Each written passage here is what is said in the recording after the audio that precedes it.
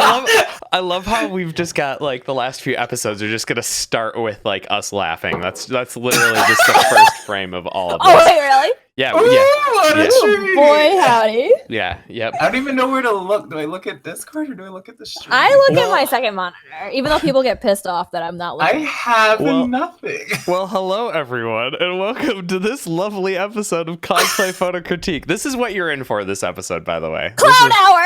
This is what you have, because this episode we have the wonderful guest Joe, or Joeshmoe Cosplay.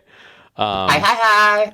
Oh my god, it's Joeshmoe. Okay, y'all, if you ever want to know why my photos look amazing, it's because Joe's helping me all the time. I literally just stand in the back behind Sarah and I literally scream like Miss J from America's Next Top Model and I just yell at people to pose. And that's really it. That's a lie. He's like, oh, wait, hold. And it's like, okay, let me adjust their costume for 30 minutes. Okay, I lied, 29 minutes. So he takes like 29 minutes of my 30-minute shoot time to fucking adjust a wig. So... And if you're real lucky, I'll take a bobby pin right out of my own head and hang it bang for you.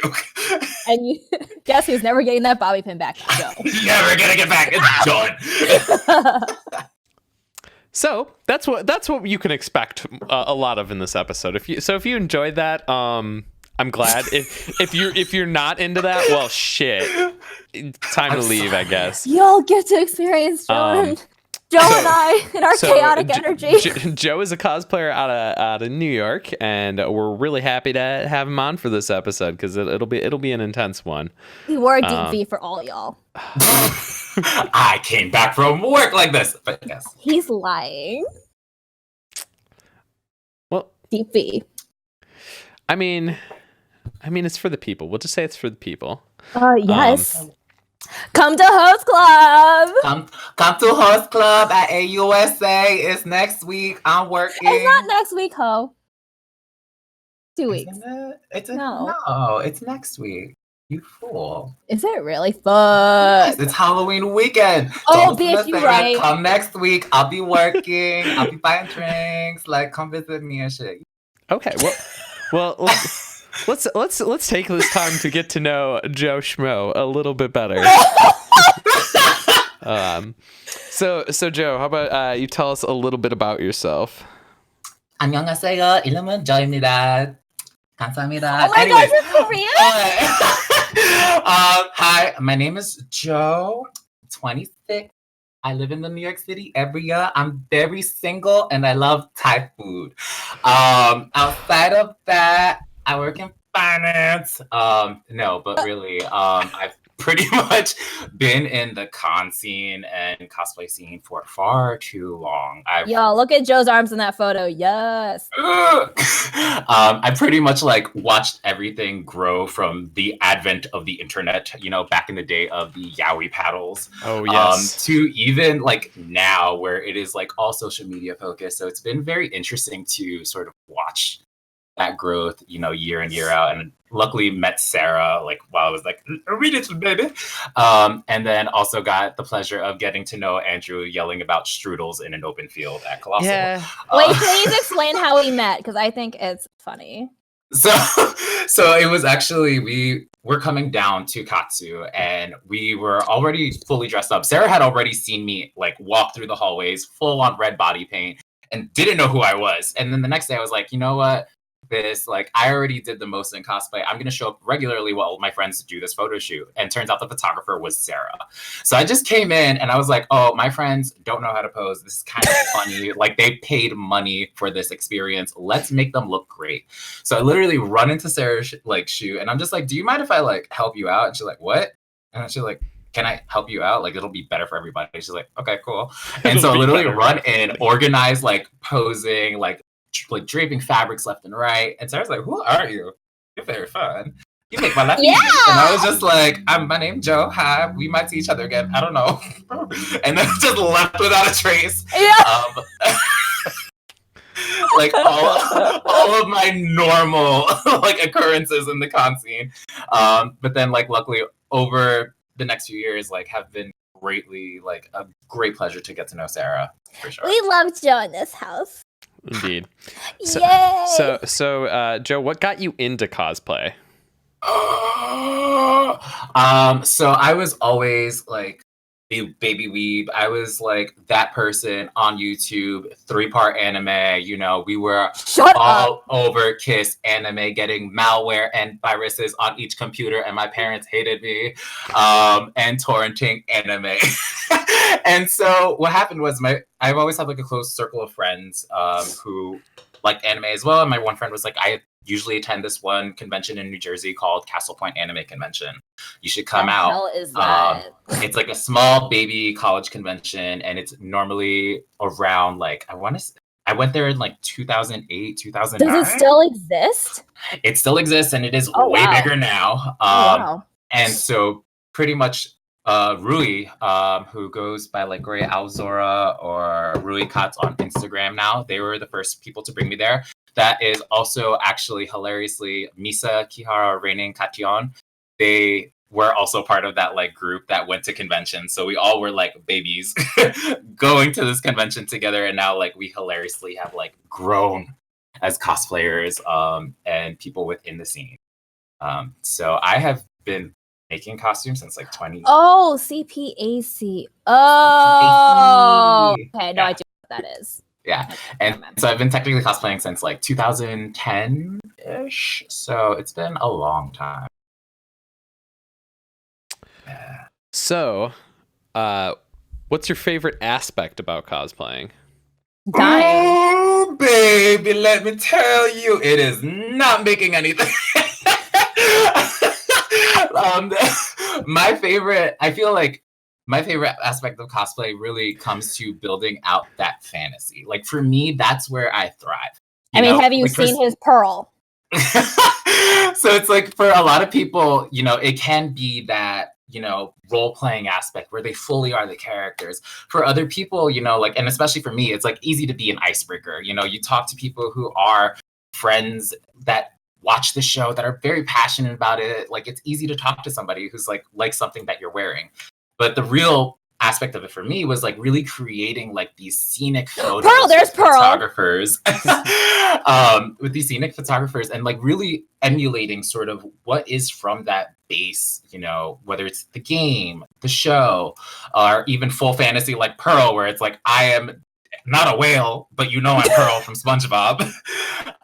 And so that's really where I really thoroughly enjoy cosplay, and it's always going to be sort of my forte and really trying to find new photographers. I'm just really sad we don't have Dora in this lineup. Yeah, where's Dora? Dora was a cryptic moment. Dora was, for people that were there that saw it, I was supposed to do a photo shoot with Paulina, who is coming up as I'm Baby Photography, and I literally was like, no, I have found my tribe. They are all in the hot tub at Colossal East, and they're chanting Dora, Dora, and I live here now. I am the queen of this castle, and then I never punched. That was it. That literally was it. So, other than Dora, what's your favorite cosplay that you've worn or made? Dora. No. I think there's always like two aspects of it. So it's like one where it's more of the fan engagement for like little things where it's definitely sort of yarn, which I feel like was the up and coming because it was like, Fire Emblem was like huge at that time. And so like everybody was like, oh, we've seen everybody and everyone. We have seen Tharja, but we don't see your friendly local furry. So when I showed up as like the con in yarn, everybody was like, what? And I was just like, that's kind of like the reaction that I always like, where it's sort of like these characters you normally don't get to see or cosplay actively on the floor. So I like to bring that fantasy to life. So it was really welcoming to see sort of like everybody that loved Fire Emblem, welcome my cosplay and easy talking point. But then the other one was definitely Kuranosuke from Kuragehime, because I busted my ass on that petticoat. And I was a tall woman. And it was there's a great scene of Joe and I adjusting his boobies. And he's so much taller than me, like more than usual. And I think that one that one was great just because, you always see Kuragehime but you never see it nowadays at cons. So at the time that I was doing it, maybe only 3 people were actively doing it. And so That's seeing bad. this person come through in full bling, like in the middle of the Kalahari Caucasian's fantasy of an African theme, like it was kind of wild. It was a bad, poor choice of location, but I did it. So what's one cosplay that you've always wanted to do but haven't yet? God. You want to do There's that? Fire always- Emblem Three Houses. He's gonna be Claude. I wouldn't say that's like the ultimate dream. No, but I feel... it's my ultimate dream. So I guess for me, my like cosplay that I've been wanting to do Bayonetta. is Bayonetta's up there, but like I feel like one that'd be like my arc de triomphe would be Fire Emblem from Tiger and Bunny. I've been meaning to do both his. I've been wanting you to do that for so long. Do it. Both his casual wear and his hero suit. But it is so wild. I could make his casual wear myself, but like his hero suit, I'm just like, hello, where do I? Oh my god, can you please? start? I'm still waiting for you to do that. I mean, he's an older man, so I can wait. We can fully wait. Joe, you're not Asian anytime soon. That's real. I'm brown. Get used to it. Oh my god, you're not Korean? You fooled me. No. Oh. Just ums into oblivion. Who are some cosplayers or artists that have inspired you or your work? Yeah, so I mean, right now, I just want to take this time to more shout out sort of male cosplayers that I've looked up to, because I always feel that there's always like a small percentage of male cosplayers in terms of, versus like female cosplayers or non-binary cosplayers that you see. So a lot of cosplayers that inspire a lot of what I do is like Griffin cosplay, Wiru, who like everybody knows by now. There's like Dames Melrose based out of Thailand. There's Mall cosplay. Mr. Dustin, who's based out of the West Coast. We have Rage Gear Props, who is Florida based. Sir Franku, Canada. And then Yaki Darkness. And then there's like William _ AS91, who is based out of Latin America. And I think these cosplayers really emulate that feel where it's just like we're bringing that fantasy to life. And like a lot of these people have even cosplayed at, the World Cosplay Summit and competed and have really placed really high. So it's like they have my utmost respect.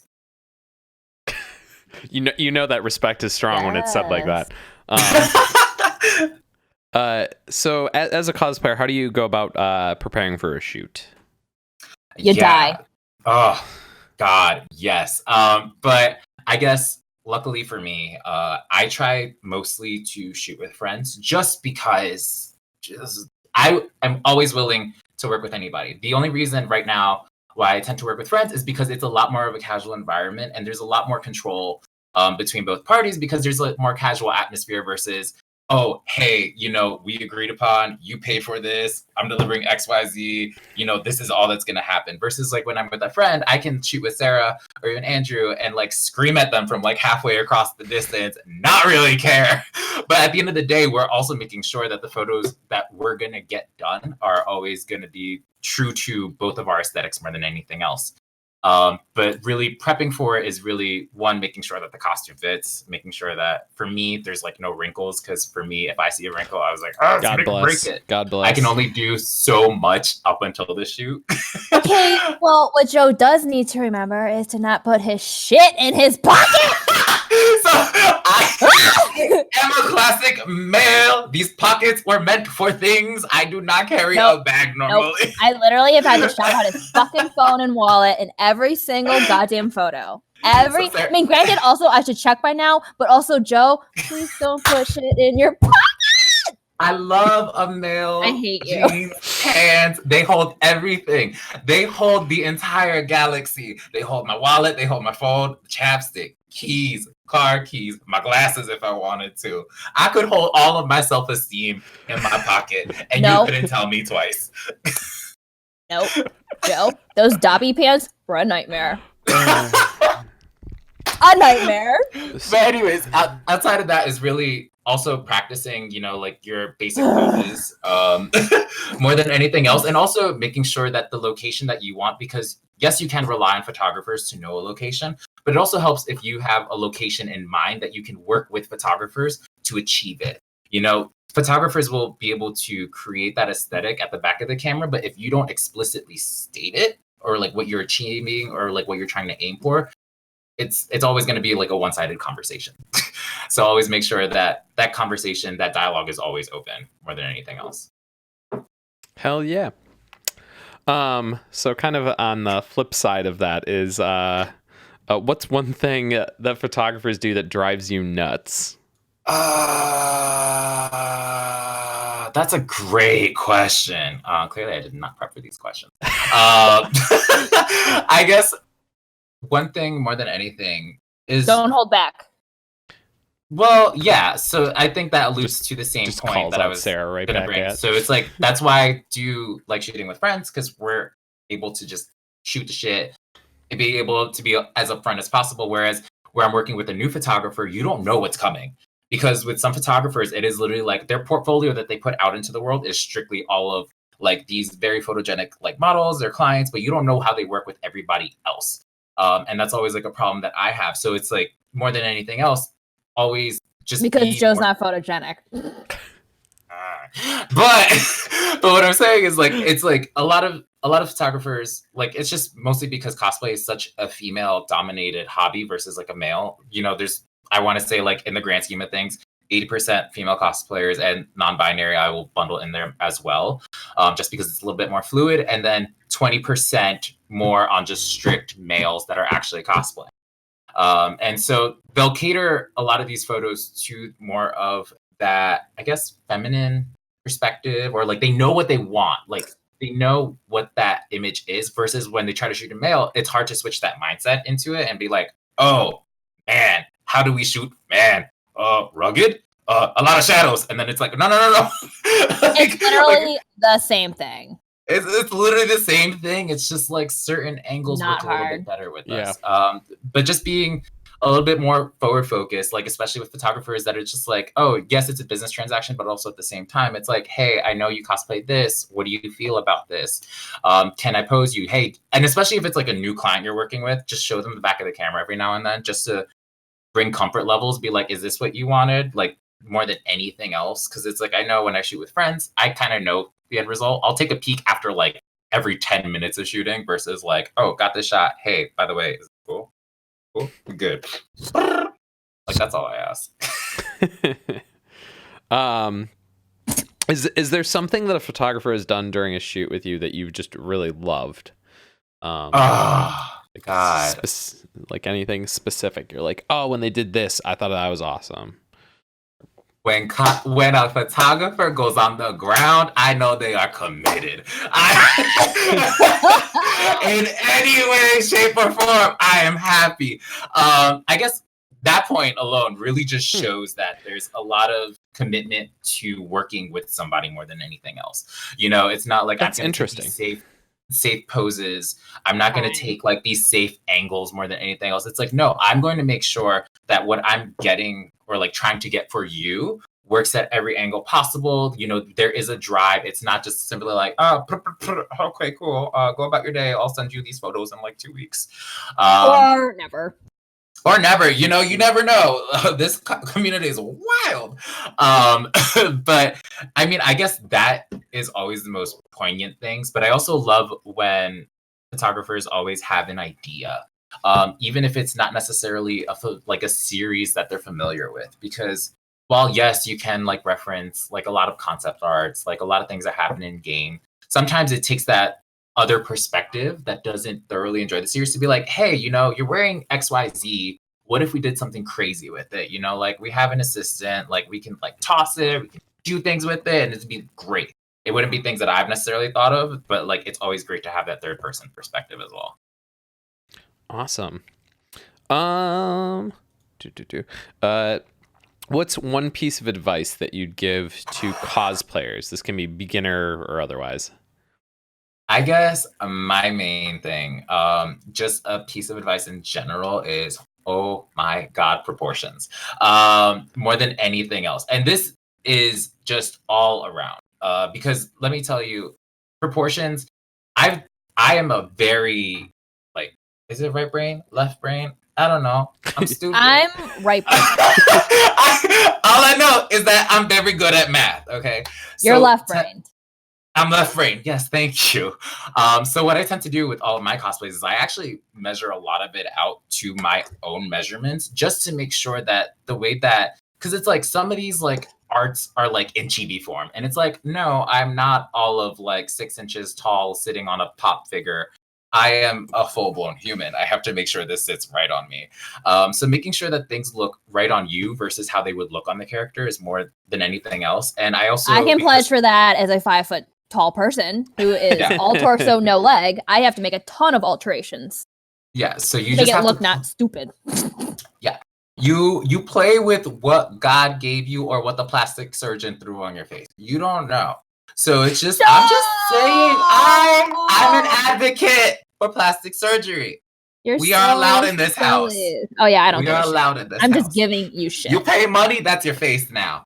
It could be titties too. It could be your hips too. I'm not no judge. Ow. So just making sure that at the end of the day, how it sits on you looks right to you, not necessarily what would look good on like everybody else more than anything else. Cool. Conversely, what's one piece of advice you'd give to photographers? Don't be an asshole. What? I mean, yes. Don't be an asshole, but also more than anything, communication is key. It is like, I mean, I work a full-time job, so it's like I work like a corporate life. I'm like, 9 to 5. But it's always at the end of the day, if both parties know what's going on throughout the entire thing, it makes the entire thing that much easier. You know, whether it is, like I said before, like showing the back of the camera, whether it is just letting them know, it's like, hey, you know, some things came up in life, you know, I might have to delay like sending back the photos, you know, just giving you a heads up more than anything else. Or it's like, yeah, I took these photos. I don't know what I'm gonna do with them. I'm sorry, I don't have the time. You want them? You want the raws? Like, let's talk something out because I know you might like be interested in them. But at the end of the day, it's just straight communication, whether it's during the shoot, before the shoot, or after the shoot. 100% agree with that. Yeah. Last question for you here. What's some media that you've been enjoying lately? Ooh, baby. Let me tell you, I am unnecessarily obsessed right now with Little Women Atlanta. I don't know how this happened. You are hilarious.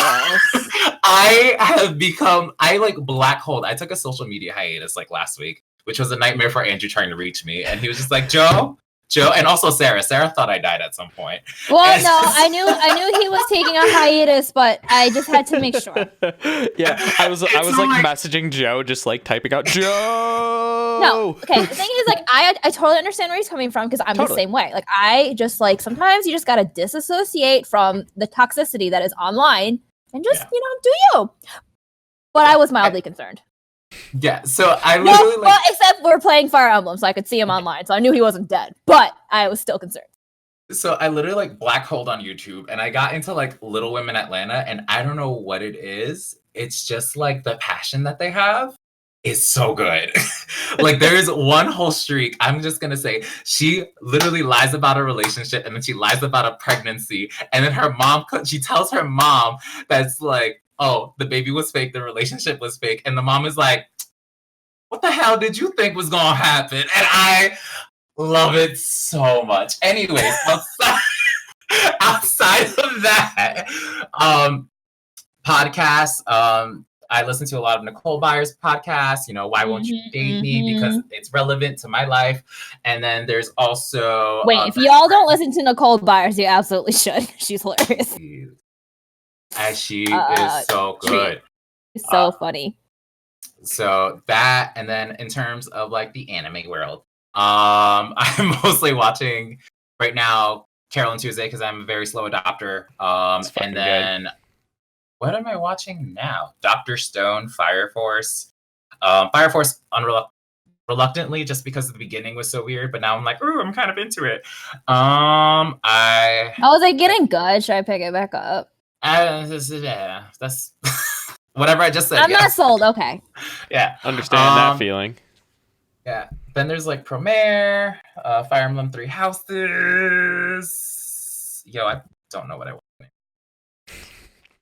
Hey, There's that's a a lot lot of of anime different out things. right now. My always recommendation with anime is don't be afraid to watch old shit.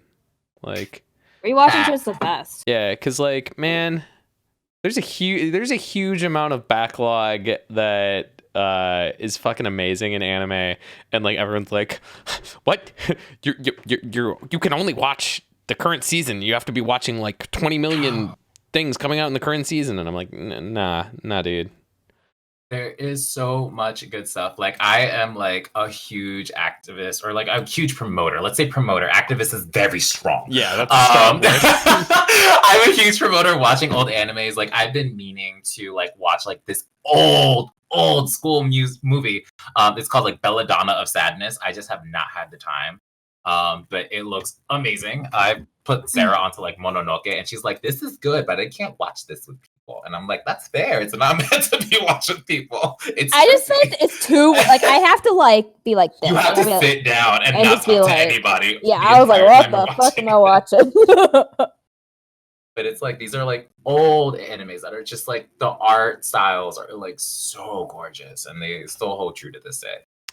I'm with you. All I have to say is Litek in chat. Don't know how to pronounce that. Natsume. Natsume. Fuck yeah, I love the Natsume Yujutsu. I love the hell out of Natsume. I love you, Shell. Hold on. I gotta prove a point here. Are you gonna bring out your plastic dolls? Yes. I love Natsume. we no, we're still going. We're still going. What up? We're still going. Treat. I didn't know you liked this so much, Andrew. Bitch, you think I'm done? Oh, baby.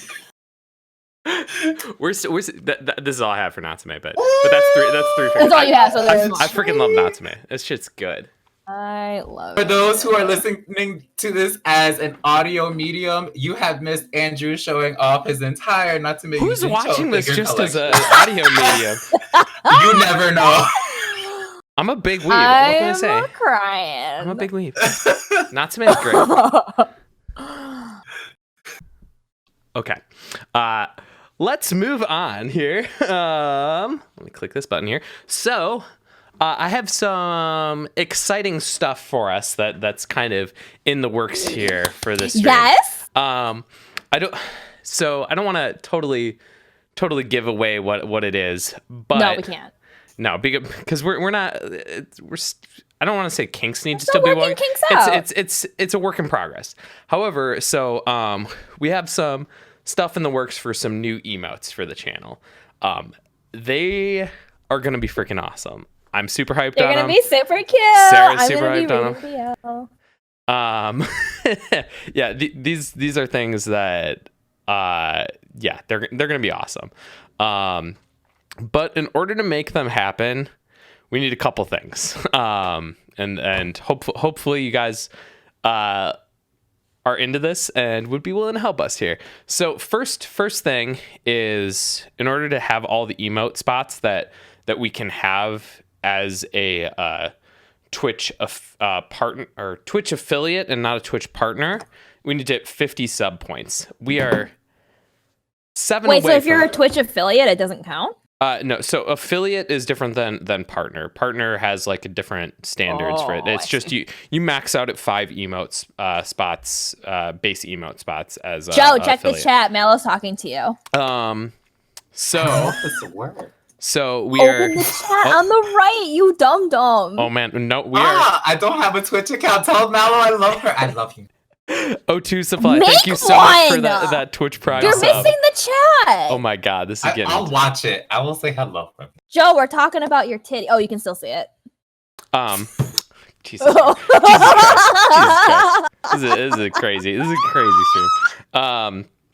So we are now 6 away from that final emote spot. So if you guys Basically, if you want to see really kawaii versions of Andrew and I fucking not animated, illustrated. yeah, we've got It's gonna be awesome. I'm like 99% sure it's gonna be amazing. But number one, trying to push to get to a total of 50 subs so that we can unlock that final emote spot so that we can have the full collection of emotes to give you guys, which we're super duper hyped on. Number two is, if you've been enjoying the stream and have the means to, we'd love it if you could help support us. If you look in the upper right corner, you can see that I've refreshed our goal to be a new emotes goal for donations. So I set the goal to $120. That's not like a hard line. Like, they're probably gonna happen if we get less, but we would greatly appreciate it if you could help us get there and fund this, because we are having these commissioned by a really awesome artist. And what are you doing? What is Jill? I'm telling them to give us money. Okay. Oh my God, Joe. Cash. I'm trying to find my money. Oh God. I'm like waiting for Just you to gonna rip throw out like a money at the stream. It's just so we got that donation tracker. Money. Cash. Dollar bills. Yen. Korean won. Yuan. We take them all, baby. Just right up there. Oh my God. So yeah, as Joe's saying,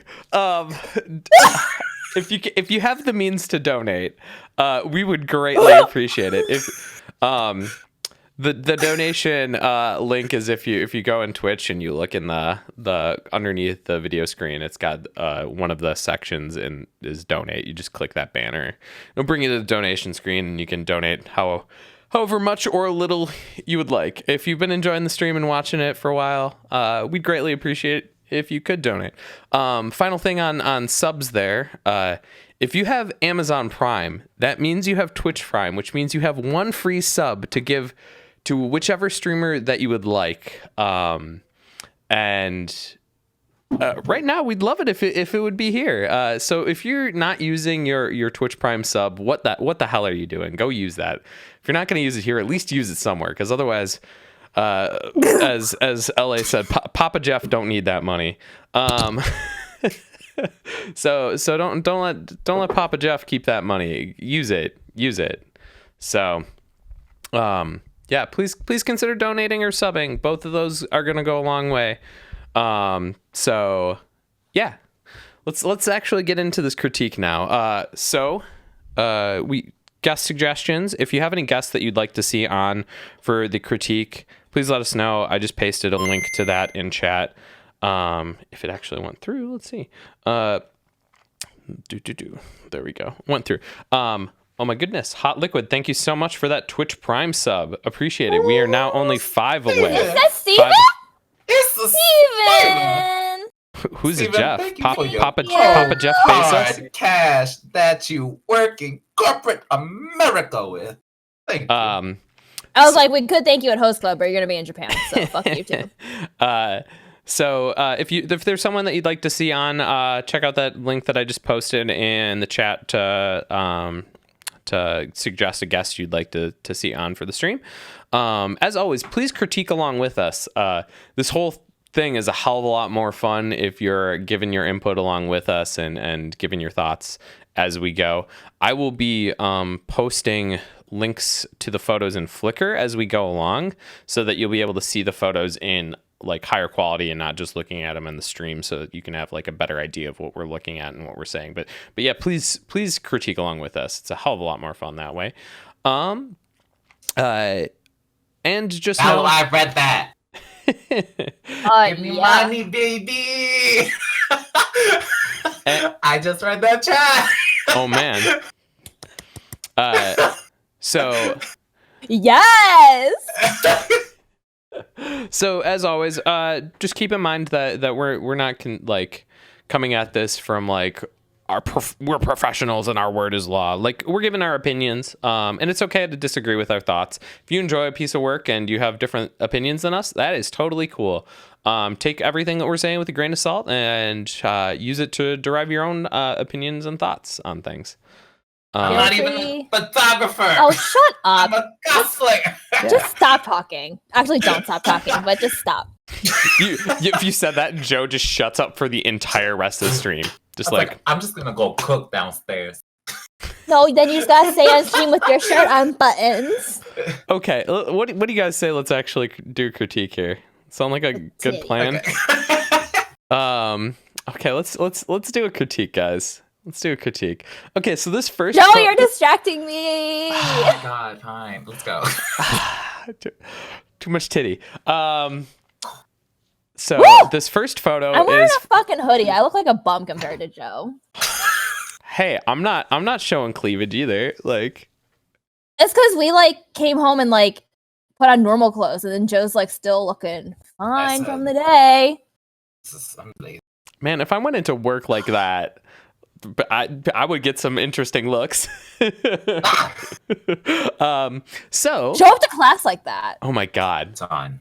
oh my god, I showed up to class yesterday because I went to traffic court on Monday morning and I was still wearing a like full suit and tie and like showed up to class and like everyone's like, we had an exam and I showed up for the exam like in a full suit and tie and they're just like, what the fuck Ooh, are you your doing? Sunday's What are you best. doing? What a treat. What a treat. Yeah, so I called out for that. Okay, let's do this photo. my God damn it. God. We're taking photos here. That's what we do. Okay, this photo is from I've disassociated Allison already. Well, too bad because you're gonna start this photo off, Sarah. I know I am. I'm like, God damn, why do I always gotta start? Well, so that's how this works, Sarah.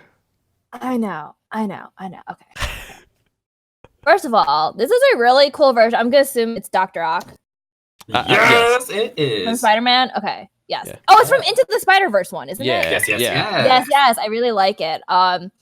So let me just get my bearings here because me and comic books do not get along very well. So I really like the location that they shot at. It also looks like this was shot at night, so that's pretty cool, especially because it allows like the light effects. Oh wait, actually I don't actually know. Oh no, there are real lights in the costume. Yeah. So that was cool that they decided to shoot this at night, so those could really shine. I think they look really, really nice here, and those kinds of effects I don't even know how to do. So to highlight that is super nice. Let me see. The lighting is good. This is definitely artificial lighting. Again, that is usually not my thing, so I'll leave that critique to Andrew so he can give all his technical input. But I think the cosplayers look really nice. I like how evenly lit they are, and there's like no grain in the photo, even though this was shot at night. I mean, I'm pretty sure it's shot at night. I think compositionally, or not compositionally necessarily, or crop, I don't know. I think it's a little weak. There's a little too much like headroom at the top. And I think their feet are getting cut off at a weird point. Like it's literally getting cut off at their ankles. I think it would have been nicer if this was just a full body shot than that weird crop, in my opinion. So I guess the framing, that's the word I was looking for. The framing's a little odd to me. I also think this is an interesting choice in the location for the background, like how they're using it. I don't know what the situation is. Maybe there were just like too many freaking apparently it's all normies. ambient light. Oh, really? Yeah, that's really cool. treat. Cool. I would have assumed this was flashed. Or strobed. It Oh, does. that's great. Yeah, for ambient light, cool. this is really cool. Oh, it's Hudson Yard 7 station. No wonder. That makes so much more sense now. Okay, so you know this location then. Okay, Yes. So I don't know if there were like a lot of people here, but I kind of wish to see like the cylindrical look of the tunnel on the left. That's entirely more. my thought when I look at this shot. I'm like, ooh. I guess I just don't really understand why they're positioned here. Again, there could have been a ton of people there. There could have been construction. I don't know. Yeah. Just to give context, I guess, from the New York City background, just Hudson Yards is like where that iconic new like weird octopus-looking structure is now. I forget what it's called. Oh, I know what you're talking about. I don't know what it's I do called not anymore. I know what you're talking about. The visit hive, the tourist beehive. traps. Yes, the beehive. The beehive. And so right now, before it was like a really dead like empty station. So now Mhm. because it's like packed with tourists, it was probably packed, and that's why I want to feel like this composition Yeah, was that's chosen. kind of why. Because that what I is was guessing. normally the tunnel leading out of the station. Oh, I see. Yeah. Yeah. Okay, well then that's understandable. Yeah. But if it wasn't busy, then Yeah, I don't understand it. It's a bummer because like I feel like that angle would have been so cool, but like if you can't do it, then you can't do it. Like there's nothing. Honestly, I feel like you could have like she's like so perfectly symmetrical with like that corner. You honestly probably could have duplicated the just to create like a cool like optical illusion-y like background, but that's just being extra, whatever. Yeah. I think just based on how they had to work with this situation, I think they did a good job. Some nitpicky things is, again, this is just me being nitpicky, is I wish I don't know what that is on the wall, but the orange cord. Yeah. Yes, I'm sorry. I wanted to call it out too. Yeah, I I was was like, gonna either the call it orange out if cord you needs didn't. to be desaturated or it needs to be taken out entirely. I think it Honestly, needs to be taken out. Take it out. Yeah. Yeah, it's like such an Yeah. easy clone tool situation. Same with like those boxes on the wall. Those 'cause I do bother this- me less, but No, yes. they bother me less too, but just like in general, I like to shop out like outlets or like wall, like control panel things because I don't. They just it would be nice if it was just cleaner because like Dr. Ock is very like a very sciencey pristine lab kind of thing. So I think that would be nice. Anyway, I'm done. That's it for now. A couple extra thoughts here. The lights on the cosplay are real, but the lights on the like The tentacles are fake. yeah, those are fake. Yes. Okay. Which they need to be brighter. My speech with editing here is specular highlights always need to be bright as like if you look at the lights on the cosplayer, those are specular highlights, and those like at the point source of light, they're pure white. So in order for it to read as a specular highlight like that for the glow, if it's like that, it needs to be pure white. I know the tendency is to add opacity or you know, like not make it as strong and kind of tone it down. That just doesn't work with glowing effects. It makes them look wrong. It's something that I think like is hard to grok, but like you just need to have it as bright. And then the other part of it is for like the ones like on the tentacle that's like closest to us. Make sure that you're blurring it out because like right now it's in sharp focus. When you zoom in, even though the tentacle is falling out of focus, that's a pretty easy fix. Just going into like filter, blur, Gaussian blur, or you could use in Photoshop like field blur to blur it out and add grain to match it. So that's pretty easy fixes to do. Lastly, with the leg, I agree with Sarah on where it cut off. I also wish that like it's just becomes like this entire black silhouette that the both legs blend into each other.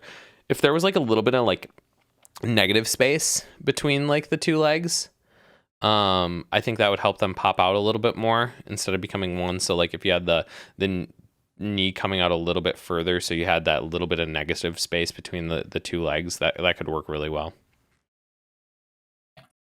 Yeah, absolutely. And I mean, just to jump off both Andrew and Sarah, like fully agree with Sarah. Like from a cosplayer, like I mentioned before earlier in the stream, like I love full fantasy. Like if I have wasted 2 hours of my life getting into costume, I want the photos to like emulate Only just 2 as much. hours? Only 2 hours sometimes. And so like really, That's a lot. because what's great about this photo is that she stands so much from the background, like just green against sort of like this neutral palette. And so seeing that orange cord, I think that's the first thing that sadly my eyes went to. Just because it was like, if it was a little bit cleaner of a background, like I could just focus on her and how she's occupying that space. And then following that, you know, just some great comments. I love that, like, you kept the decision to, like, it's like, you know, obviously, like, we love, you know, wig manipulations in photos just to make sure it's a little bit cleaner. But with Doc Ock and how she was into, you know, into the Spider-Verse, she did have like a messy hairstyle. So it's like keeping those frizzies there, I think was like a great choice and not trying to like manipulate it too much. Obviously, like if you had to catch some flyaways to make sure that it wasn't crazy, obviously great. I love the editing on the skin more than anything. It's like That's fresh, solid. flawless. Like if anything, it was like minor imperfections that were taken out. Everything that Andrew said about the lighting, I do have to agree with, because that was the first thing that I noticed seeing this photo, because I think it's just that quintessential like spiral swirl that everybody normally gets to see, and it's very characteristic of Doc Ock in the movie. But like that was like my key focus, where I was like, I know it's fake. I know it was like shopped in more than anything else, and so just making those slight adjustments, I felt would have made it a little bit more believable.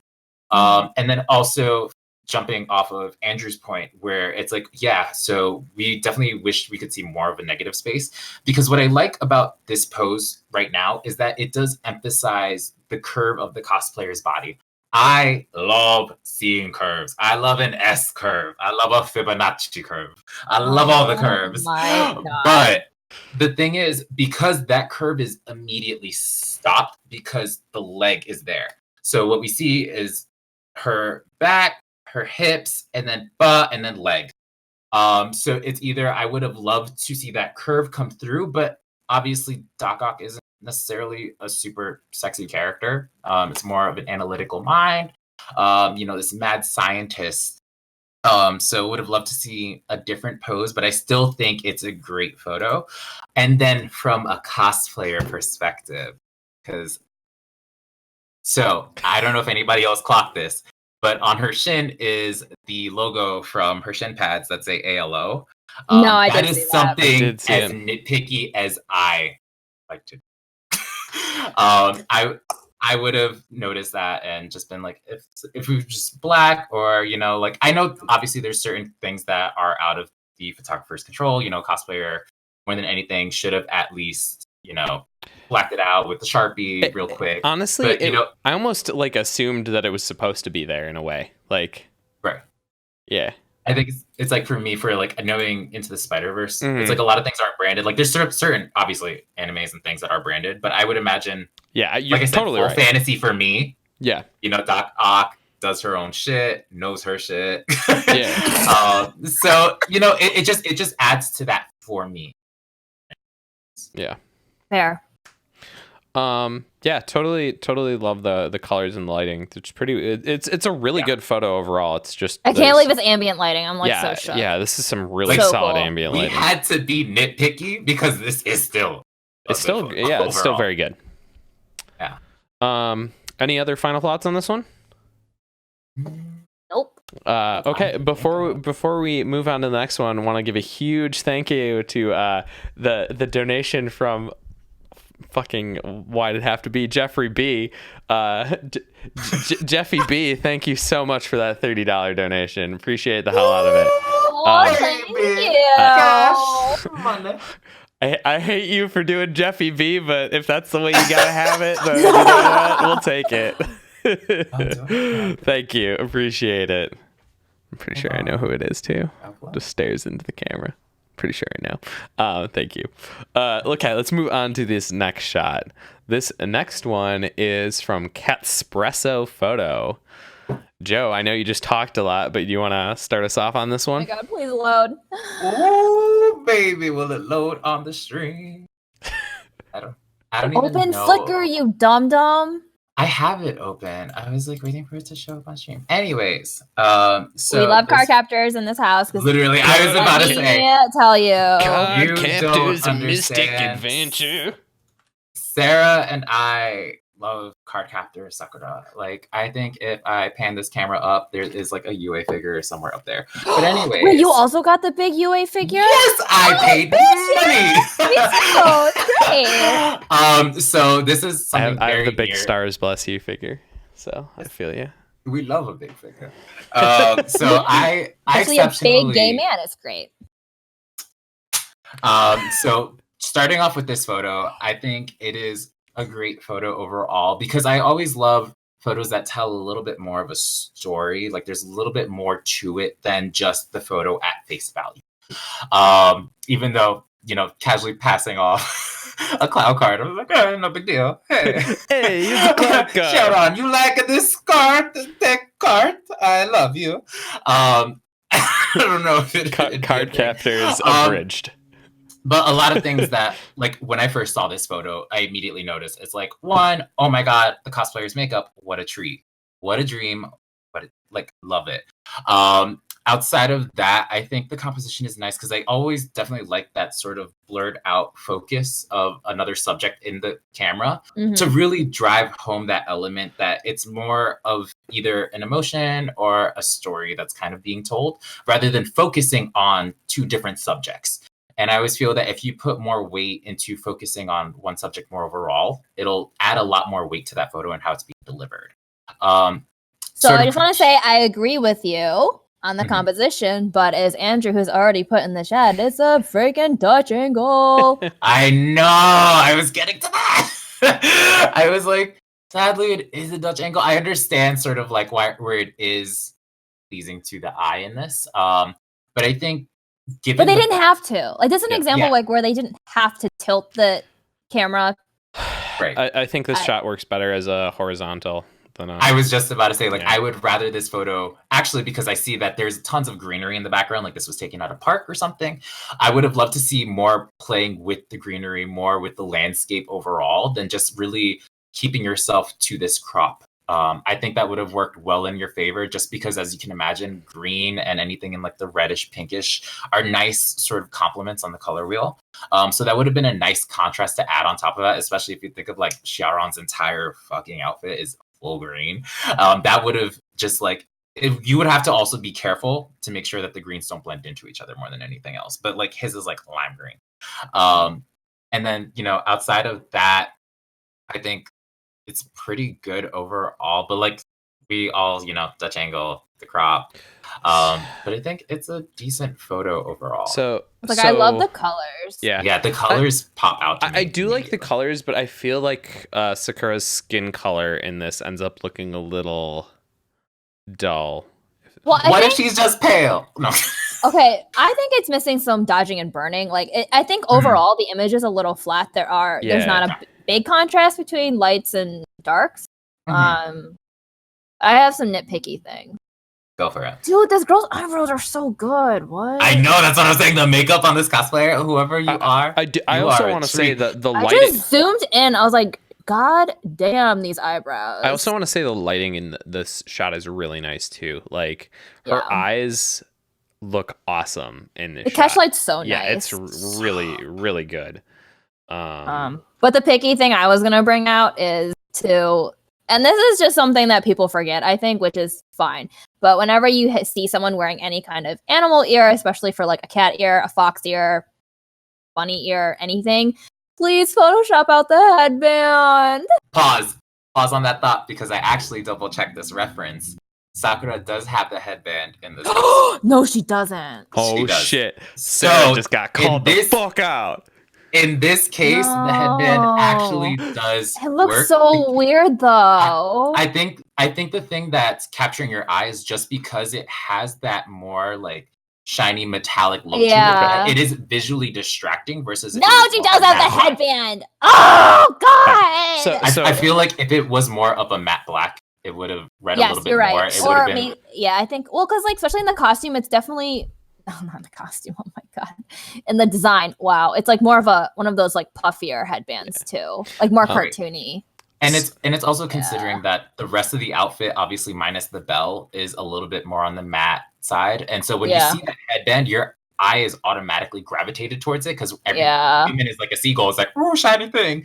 And so immediately I gravitated towards that headband. Yeah. But god damn it, you're right. But okay. So. Then I would have painted over it. Something that was brought up in chat and out of curiosity, which from Sakura Starburst is, she says, wait, I apologize if this is a basic question, but why are Dutch angles bad / not preferred? And I just want to dig into that a little bit and not spend too much time, but kind of like break that idea of like Dutch angles are bad, because like I feel like that could easily be misconstrued here. Dutch angles are not bad. Dutch angles are often done as a creative crutch. Dutch angles are awesome if you have a reason to use a Dutch angle in your photo. if there Meaning, is, like, if you do it, there's intent yeah, behind yeah. it. If there's an artistic direction, like, okay, well, I have this angle that's coming in this photo, and I'm gonna change this, shoot this like this, and then this angle works because it feels right in the photo. It works with the movement and the angles. So I can think of a good example, just like right off the bat. Go for it. So like a really big thing that a common theme in Kingdom Hearts, for example, is like falling. Falling into the ocean, falling down through the sky, just a lot of falling. So if you are shooting like a Sora cosplayer, for example, and you want to get that extreme angle so it almost looks like that they too are falling into like a dreamscape, for example, that's a really good example of Dutch angle being used well, because you're trying to bring to life the illusion of someone falling, when in real life we can't really do that unless you want to really injure yourself. But in this case, for the card captors photo, the Dutch angle is not really serving any purpose other than to tilt the photo. And I think what Andrew meant by like a creative crutch is that sometimes people do it because they feel like it's artsy, but they're not really thinking about like what, like every time you shoot something, you should be thinking about like, what is this angle that I'm doing for the photo in the end? Like, is it actually providing something that is good for the composition, or am I just doing it because I'm trying to overcompensate for like a really big prop or a really voluminous wig, or like the Dr. Ock photo, for example, like those arms are very unruly, or like an Ari cosplayer, or even just the basis of like, I think this is honestly why a lot of people do it, is they feel like it's boring. Yeah, if your thought is, if you're shooting and you're shooting horizontal and you're like, wow, this is boring. Now it's not boring. That's a bad Dutch angle. If you've turned your camera purely because as a regular like horizontal or vertical, it's boring, then that's probably a bad reason to use a Dutch angle. So right. That's why we go ahead. Okay. I'm sorry for hopping in. I guess also just from like a cosplayer's point of view, I always feel that the Dutch angle is always used to add more of a dynamic feel to the photo, more than anything else. And so I always recommend to any photographer just to like play around with your subjects more, because a cosplayer at the end of the day is a model in front of a camera. They can move their bodies, they can twist certain ways. You can duck out your neck, you can duck it down, like play around with angles on it, sort of on your model first, before you sort of feel that you have to resort to the Dutch angle. Because let me tell you, like having your arms close to your body versus out are two different poses, and they add so much more dynamic to the photo. And so if you play around with your model first before relying on the Dutch angle as sort of like your last resort to add new nuance to the photo, it helps the photo and sort of like your photography progression overall. I feel, because then you know how to work with people, and not afraid to try and experiment with different angles with their bodies.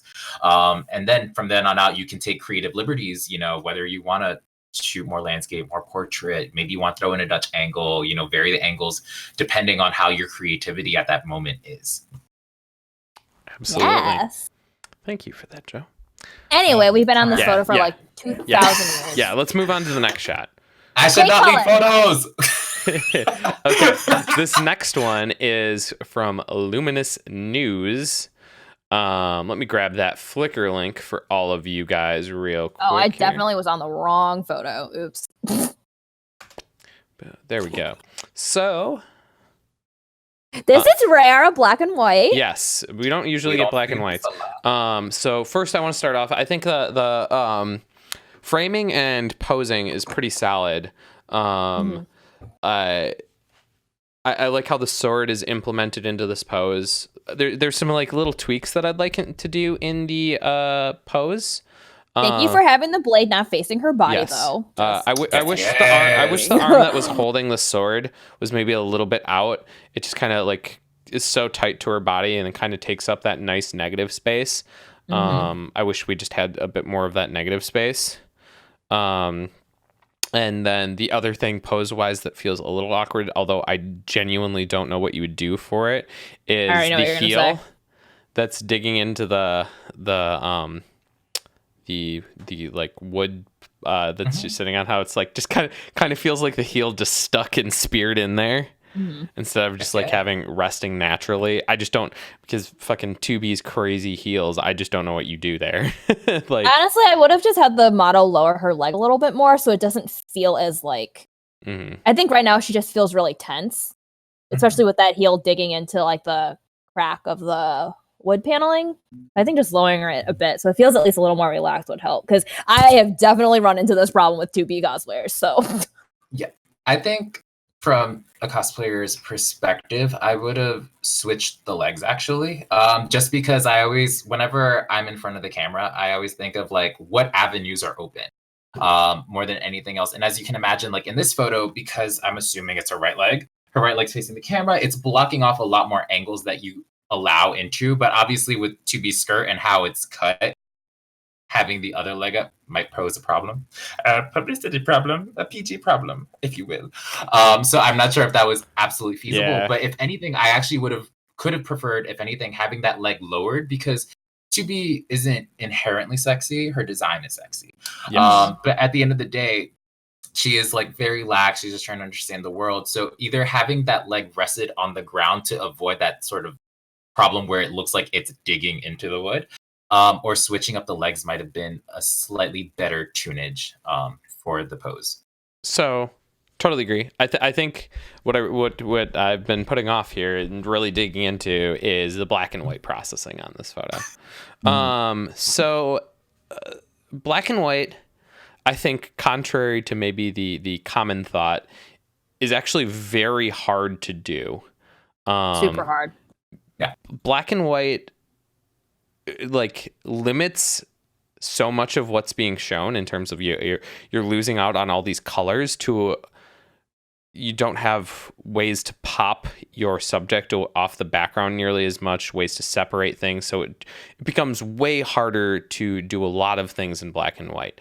And I also think like because we're like we see the world in color, right? So it's like a lot of the, as Joe would say, like the fantasy I think is lost, because when you're in black and white, it forces you to think harder about the photo, which I personally like. Like I really like black and white photography, but like color information provides us more information, for lack of a better term. That was dumb. Anyway, you know what I mean? So black and white, I feel like thrives when you have very moody light, where you can have a lot of contrast.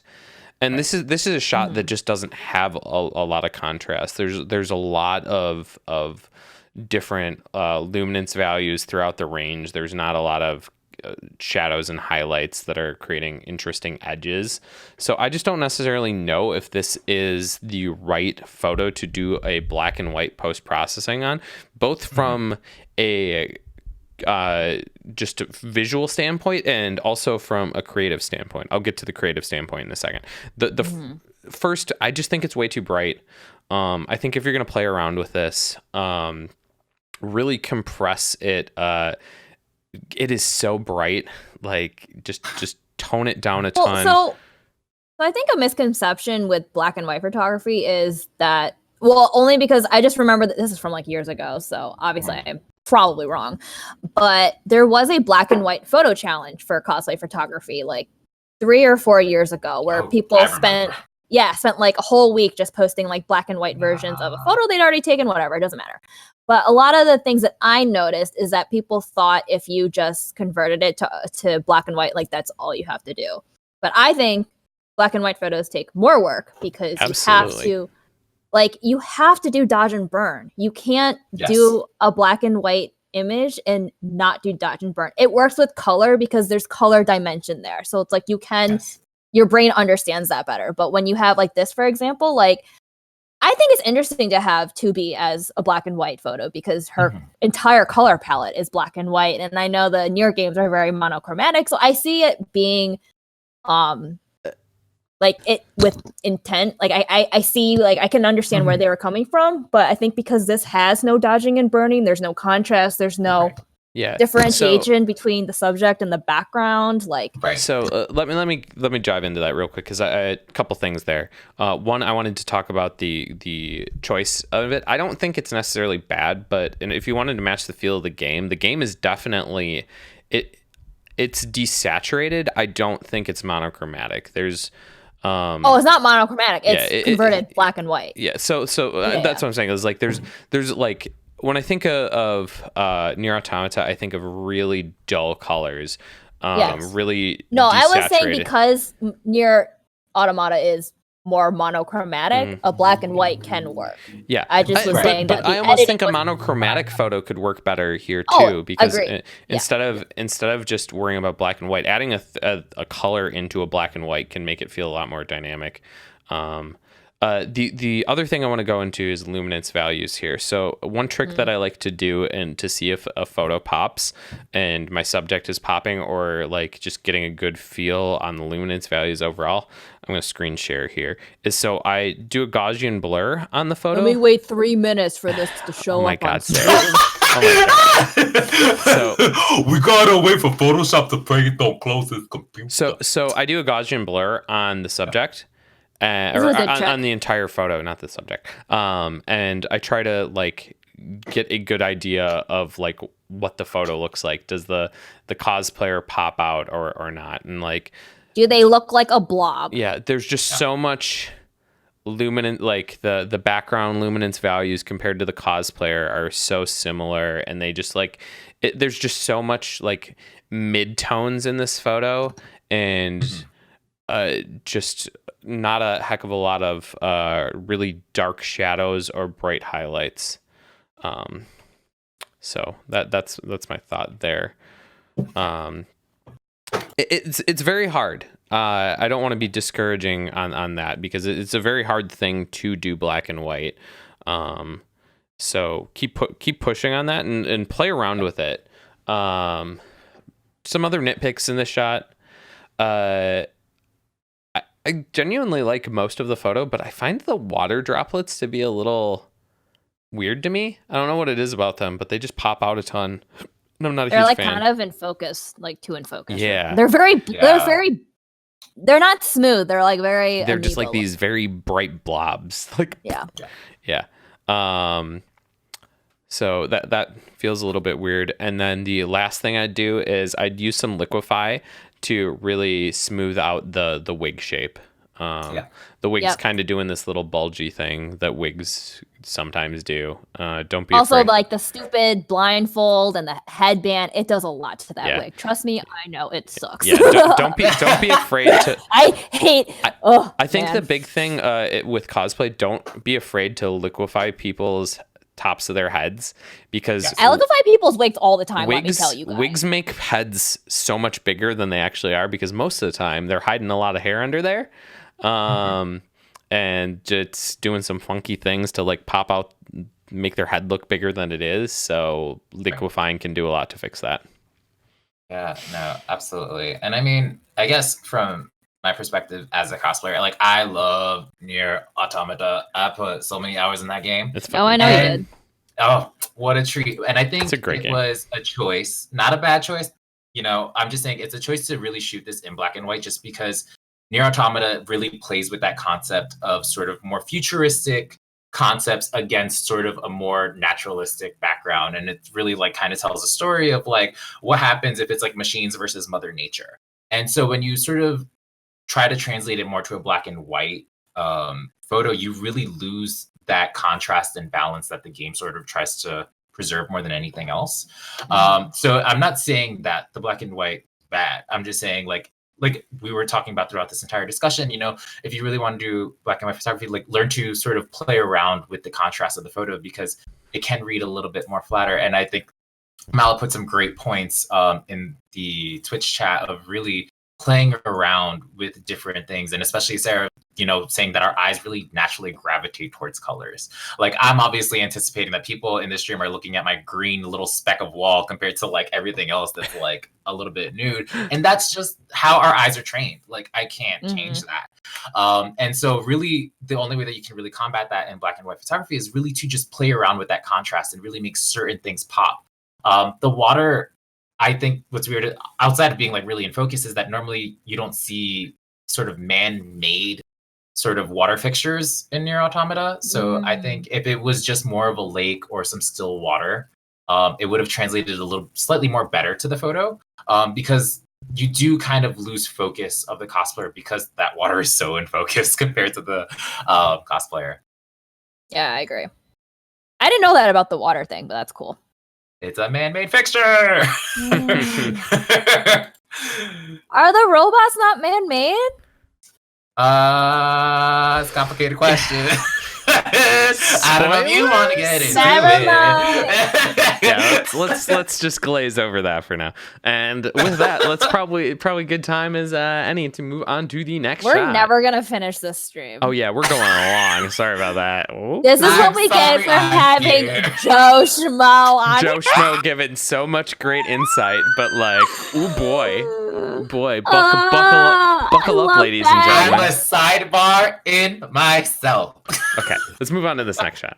This next shot is from Misk Photos, and Sarah, do you want to start us off on this one?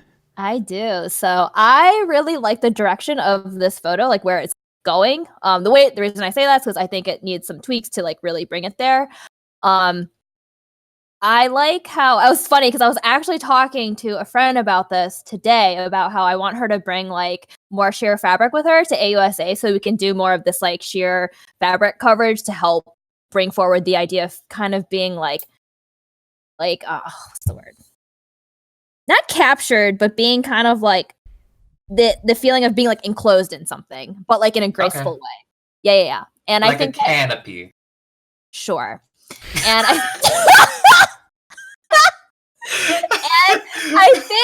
I think for Sakura that's like a really cool concept because like she's literally imprisoned in that creepy old dude's basement and has fucking bugs going in her butt, whatever. So I think like narratively, I think this was a really interesting choice. I think the editing for it, because the lighting is beautiful, the cosplayer looks great. I really love her expression. It's like super soft, it's super Sakura, and I really love it. I think some of the hand posing could use a little help, but in lieu of that, I think the editing really could have just upping it a little bit. I think this is an example of where it's a little flat, but like not in a faded film kind of way, just kind of like I kind of want some like more contrast. Again, that seems to be the common theme today is contrast.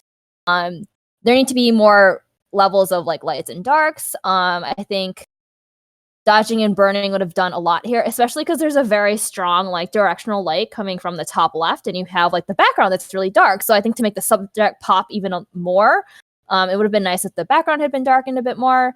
Maybe just adding, because I'm a hoe. I'm a hoe for those fake light sources. Y'all know that. I think that could have been really nice just to make this feel really ethereal. Another one of my favorite words. And I honestly, I don't think the colors need to be played around with that much. Like I kind of like the cleanliness of the colors like the color overall. palette, yeah. Yeah, but I think just like upping the contrast and playing with curves maybe and dodging and burning just to give it like an oomph would be really nice. Also, hang on, it's loading. The image is loading in Flickr. You fool! You should have loaded it before. No, it is, but I zoomed in and now it's like not loading.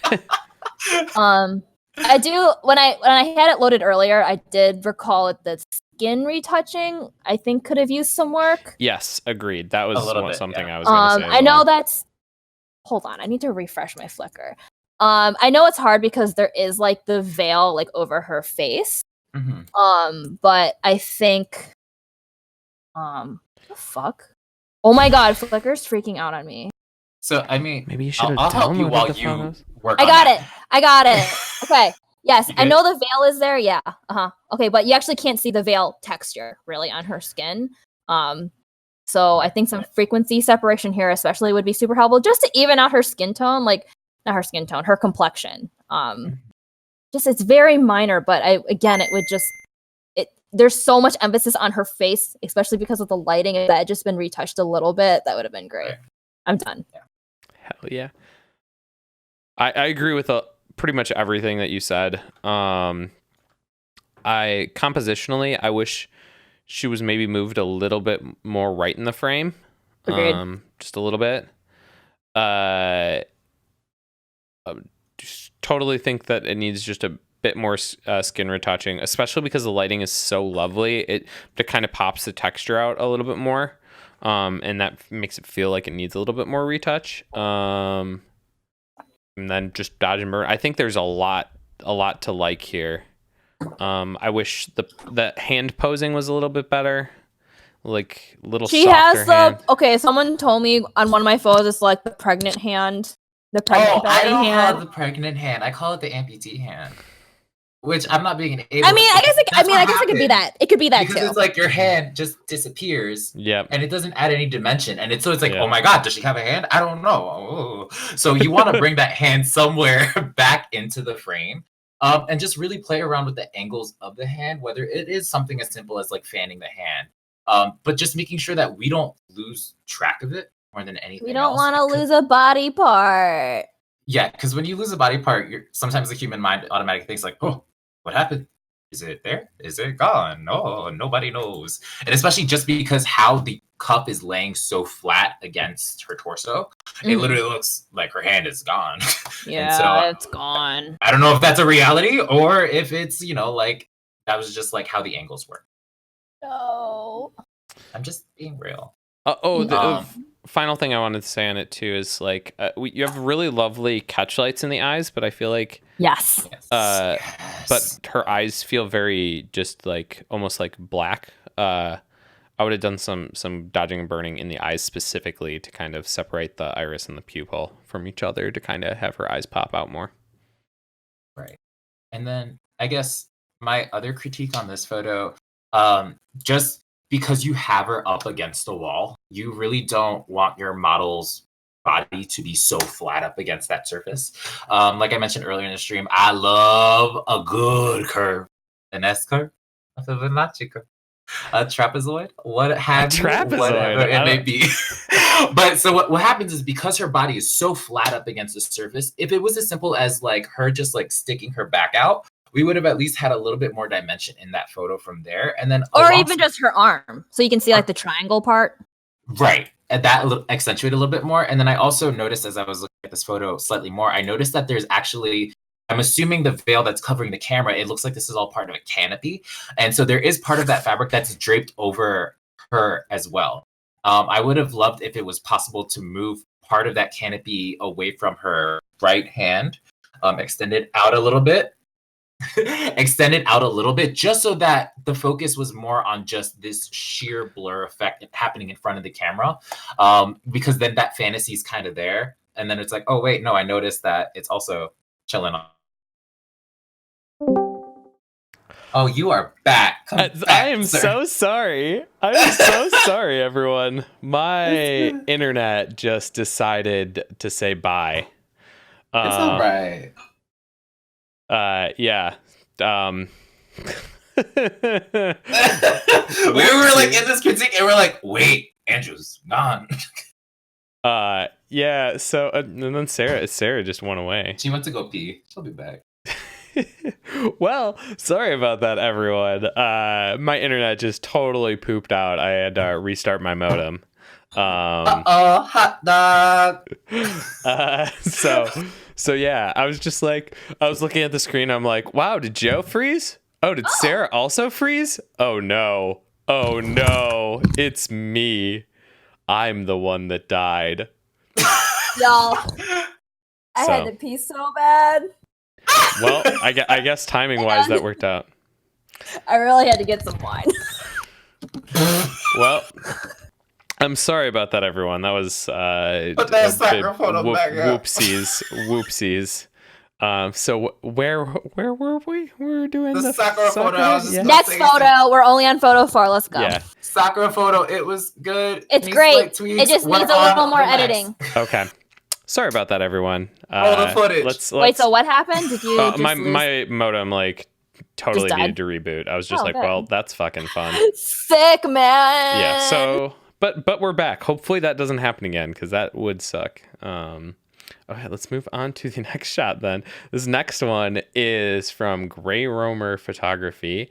And Joe, do you want to talk about this one to start us off? Oh, baby. What a treat. So I first looked at this photo.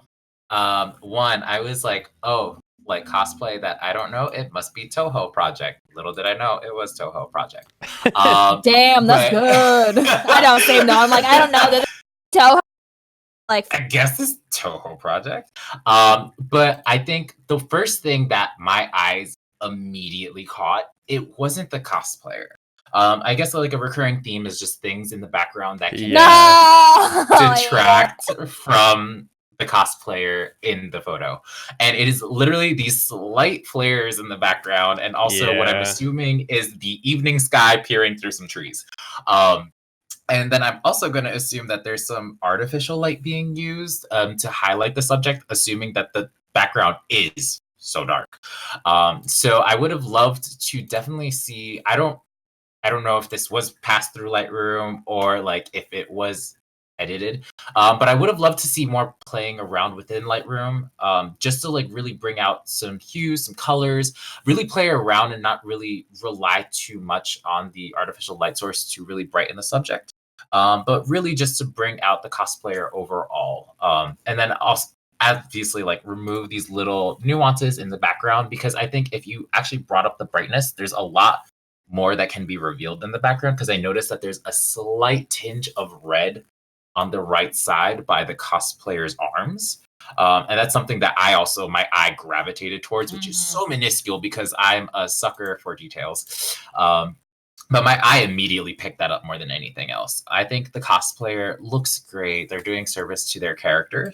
But definitely would have seen a little bit more playing of the angles, because here her arms are gone. They're obliterated. Like I'm just like, is there a reason for it that we don't know about? Like, is I it like a don't- mommy situation? I don't think so. I don't think so. I mean, I don't know that for sure though, but I didn't get that feeling. When I first looked at this photo, what I was getting was that, oh, maybe the artificial light source is like a glowing orb, but like it was just cropped. I'm not too sure, because it looks like there is a faint warm glow coming from that direction. So I would have loved to see that a little bit more. Maybe if this photo was more shot in a landscape, avenue more than anything else. It's interesting because I feel like I am intrigued. Like, what is she looking at? You know what I mean? Like, her facial expression, I think, is really good. And I know I've seen like a live elf, for example, has done kind of some weird crops like this before, or framing. I think because she fills the frame so much, it's just not working. Like, I think maybe if there was more, like if it was like really uncomfortable where she's mostly to the right, and then there's like a bunch of negative space around her, just to kind of like emphasize that like she's in this void or something. Again, I don't know shit about Toho or Toho or whatever it's called. But anyway. And then it's also so her facial expressions are very much like intrigued into what she's looking at. So I definitely am intrigued into what she's looking at, but I don't have that sort of I don't have that context because I don't know what she's looking at. So I would have loved to explore that even further, whether this was meant to be used as more part of a photo set to really tell a story. I'm not entirely sure. And then outside of that, based on how this is cropped, the only thing that really needs editing is just slight skin fixtures more than anything else. And it's just really just making sure that the complexion is a little bit cleaner, because I noticed that little bit of the rosiness in her cheeks is totally fine, because I think it adds always this nice allure of, a younger character. And Toho Project always has like these much younger characters. So I think it's very cute. And she has such like a cute petite face, but just making sure that the features are there and the features are just slightly cleaned up more than anything else. I would have loved to see, as well as I'm trying to debate if I would have loved her face slightly more 3/4 turned towards the camera. I'm kind of like on the fence about that. I'm not entirely sure. I would have liked to completely profile at this point. I think that would have been. That would have actually. Like this photo is super like creepy and weird, but like in an interesting way. Like I still think compositionally it's a little weak, but I think if it was a perfect profile, I think it would get across. If anyone can just educate us a TLDR on Toho or whatever character this even is, that'd be great. But yeah, but like, I mean, other than that, like Sarah mentioned, it's just, compositionally weak. I wish the background was slightly more cleaner, but I think like the cosplayer in the photo is doing great job. But it's like just that air of mystery. We don't know what's going on with the photo. I'm not even sure if like the cosplayer knows what's going on in the photo. So I was just like want to just solve that middle ground, and I think shooting that from that full profile would have definitely helped that, or just a landscape where we knew what she was looking at, because that warm light is really throwing me off. Yeah. Yeah, no, I agree with that. I also wish the light direction was a little higher, especially because it looks like either her like it's a little low, or her bangs are like having shadow on her eyes, and her eyes just look very dark. Wish there was some more light coming in on that area. Oh, that is one thing. This is not a this is not a photographer tip. This is a cosplayer tip. Listen, cosplayers, certain things work in anime, certain things don't. It's just like proportions. Everything. Because the thing is, at the end of the day, humans have bone structure, and so when you put bangs that low, really? Crazy, oh my god, I had no jello. And so the thing is, like, when you wear bangs that low, like, I know if I wear bangs that low, I have a prominent eyebrow bone. A brow bone. So anyways, I have a prominent brow bone. So if I ever wore bangs that low, what would happen is I'd have excessive shadows. Nobody's ever going to see my eyes. So it's either, if you want to push the wig back a little bit up, it's okay if you still see a little bit of eyebrow, but make sure that it matches at your eyebrow. Just to aid in the overall process overall. And just like I mentioned before, just tweak things to your proportions. Because that's when like Andrew sees this, because I noticed that, you know, there are extra shadows under her eyes, and I'm sure it doesn't read like that in person, but on Wait, camera, the chat says it's frozen and the audio blips. Is anyone else having that problem besides Ara? Well, that's awkward. Raise your hands. It shouldn't be. I'm not dropping any frames, so if there's problems at this point, it should be on your maybe end. Refresh your pages. I know Twitch can be weird. Yeah. So I sometimes I have to refresh. Yeah. Yeah. So I'm not dropping in frames anymore, so it shouldn't be me. I immediately knew where there was something wrong, but it should be good. So on my end, at least. Okay. All right. I would just refresh. What if I was just speaking in blips? That's weird. I think that the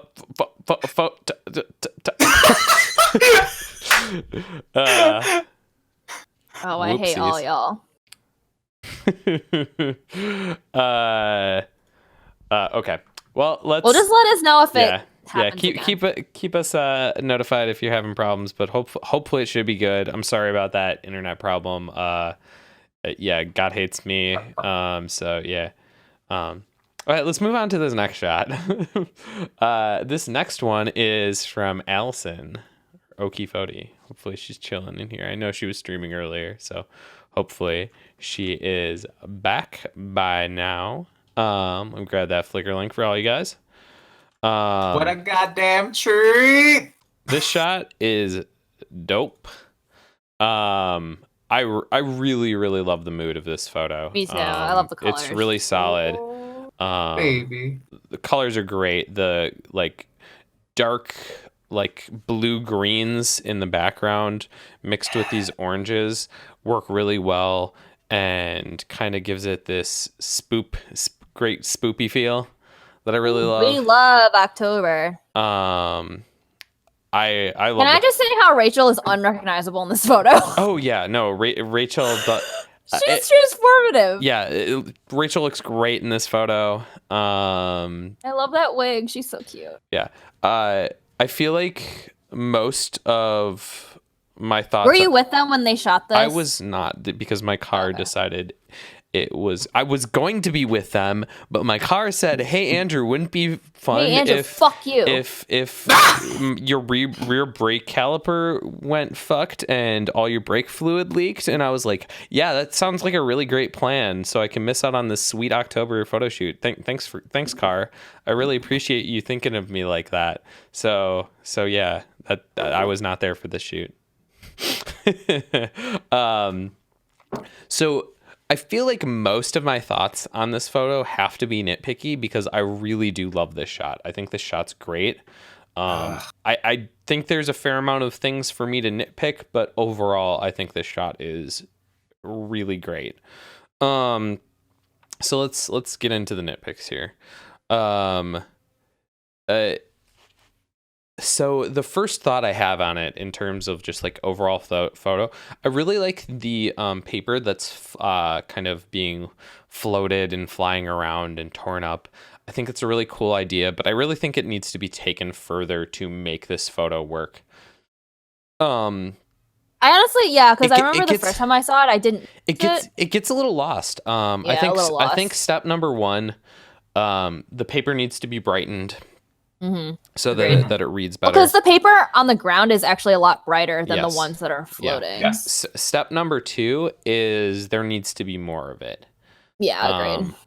The best technique I could have for this is, and I know you had multiple helpers for this, is the easiest way to do this is if you have a tripod and can set this up, and then you can have multiple attempts at throwing them, and then all you have to do is stack the photos and then like mask things out and then just draw or paint over on the mask where the paper is, and you can essentially blend all these photos and bring a ton of different paper from different shots, so you have like a ton of pieces of paper even if you don't have that much. Yeah, Rachel doesn't even need to be in the. We actually did this, Joe. Remember for Joby's shoot? The Yasha photo. Yeah, Joby wasn't even in the photo. We just threw flowers, and then Toffer just like composited the thrown flowers because we didn't have that many. Yeah, it does work really well. Yeah, so that would be till you make it. Yeah, that would be my thought number one on this shot. And probably the biggest nitpick. Number two, and this kind of goes based on the effect that I was talking about with the Doc Ock photo, is if you're going to have something with a specular highlight, like the sparks from the wand are in this photo, they have to be peak brightness in the photo. So if you go and sample like from where the middle of the spark is, which should be bright white, you get like a light gray. It's like around 200. It should be hitting at 255, but it's at 201 in terms of I was gonna ask if the sparkler was real and just was edited down, or if it's fake. No, it's definitely composited.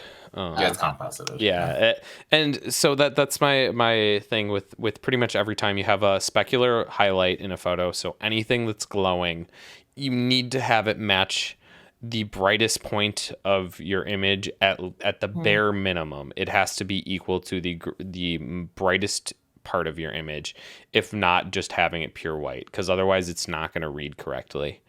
Other nitpicks, maybe this is just me, but the smoke coming out of the cauldron being this saturated blue compared to the smoke in the background being this like teal, like desaturated tealish color kind of bugs me. I wish that they like, you don't really get that saturated blue anywhere else in the photo, so the smoke coming out of the cauldron feels a little bit off to me. So I'd probably just have desaturated it and made it a little bit more teal. And lastly, I don't know what's going on with that bit of orange in the background. I'm not talking like the I'm not talking about the lights in the background, like the fairy light kind of feel. Like that makes sense to me, but above it there's just kind of like this orange. Looks like the forest is on fire. Yeah, and I don't know what it is. I was like, oh boy. I think the best way to put it is that, like I said, humans like to look for color. And I am very primitive. I am like a seagull. So, like, as much as I was like, ooh, this photo looks like Brandon Wolfo style. You're gonna really compare yourself to a seagull? But yeah, because I'm an idiot. But anyways, but what I immediately was drawn to was that orange cloud. As much as I wanted to enjoy this photo, I literally was like, was that meant to be there? Or was it like sort of like we kind of like must like played around with Lightroom too much, and that was just kind of like something that happened? I don't know. I don't quite understand where it's coming from either. Purposeful, or if it was like an accidental happenance, because like Andrew mentioned, like the fairy lights, like I kind of understand because there's a nice contrast between the orange and the sort of like desaturated blues that are in this photo, but that like orange cloud looks so out of place.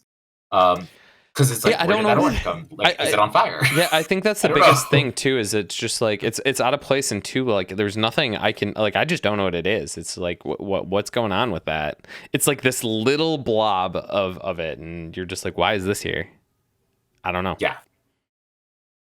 Because it's like I definitely like appreciate like from this photo overall, it's like the touch of the smoke clouds in the back. Because I was like, obviously there was a ton of work that went into this photo, you know, outside of throwing the papers, the carefully placed smoke bomb in the background, you know, making sure that the ground was even had that sort of mix of colors where it was, you know, orange and desaturated blue. And then I look at the orange cloud and I'm like, I don't understand if it was intentful more than anything else. Because I think overall this is a great photo, and we do have to be nitpicky just because it's so well done. But yeah, so it's like would love clarification on that little portion. But other than that, like it suits the mood overall. Like it's beyond. Yeah. Last thing I want to loop back on, just because Allison said she was wasn't sure on the brightness and didn't want it to be very distracting. I think that is the thought. Wait, which part? On the sparkler tip of the wand.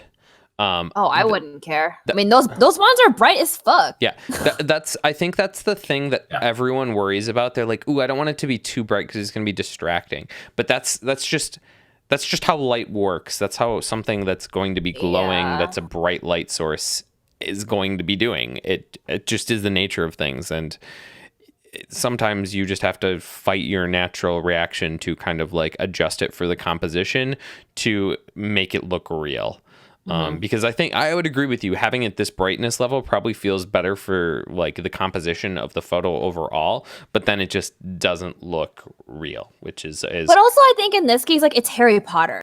So it's like we're already in the mindset of like it's a magical like setting. So but if this had been like a normal person with a sparkler, I can see toning down the sparkler. But like this is Harry Potter. Like you can take things a little more extreme and it can still work because it's fake.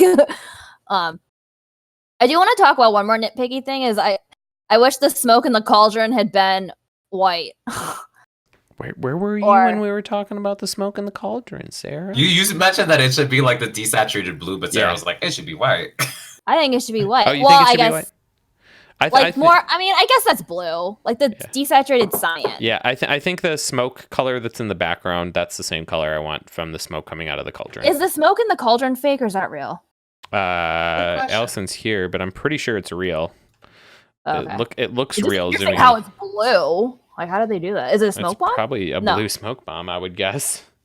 I don't know. But I think also Ara in the chat also makes a good point. Like, if you want to really fulfill that fantasy, because it's like, Allison, I don't know, paper only crumples up like that. But doubling up the paper, but like also that was kind of mentioned in Andrew's point, where it's like, you know, do multiple attempts and then, you know, just kind of composite it in to really add to that effect, so you don't have to like wait for that one perfect take.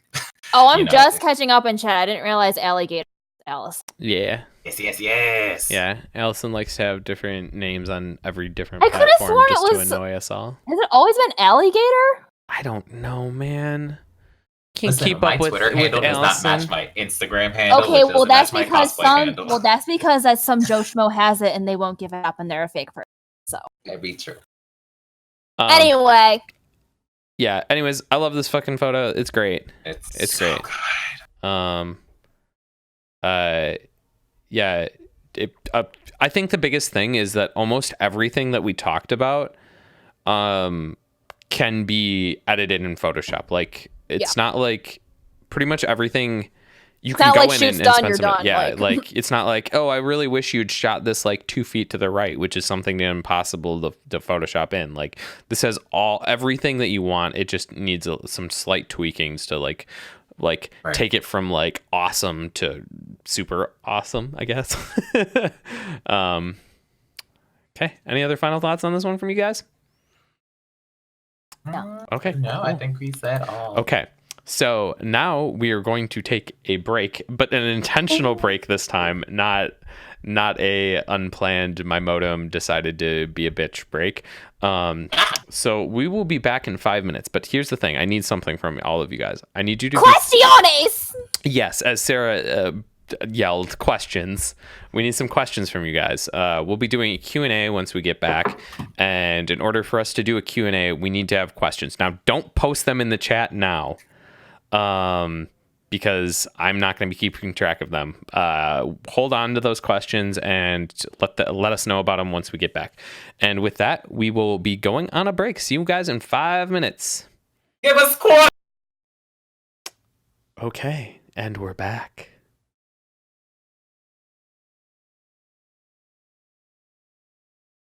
Hi. Welcome to this spoopy Q&A. Spoopy.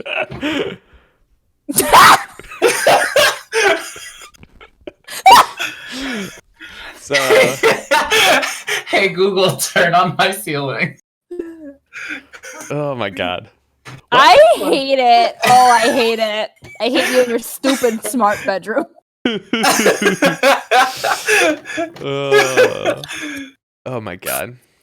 Well, now that we've peaked, I can't wait to make that a GIF. Before we get back into the Q&A, I want to remind everyone that we are trying to push for hitting this sub goal as well as emote funding. So the two things here is we are 5 subs away from unlocking the final emote spot.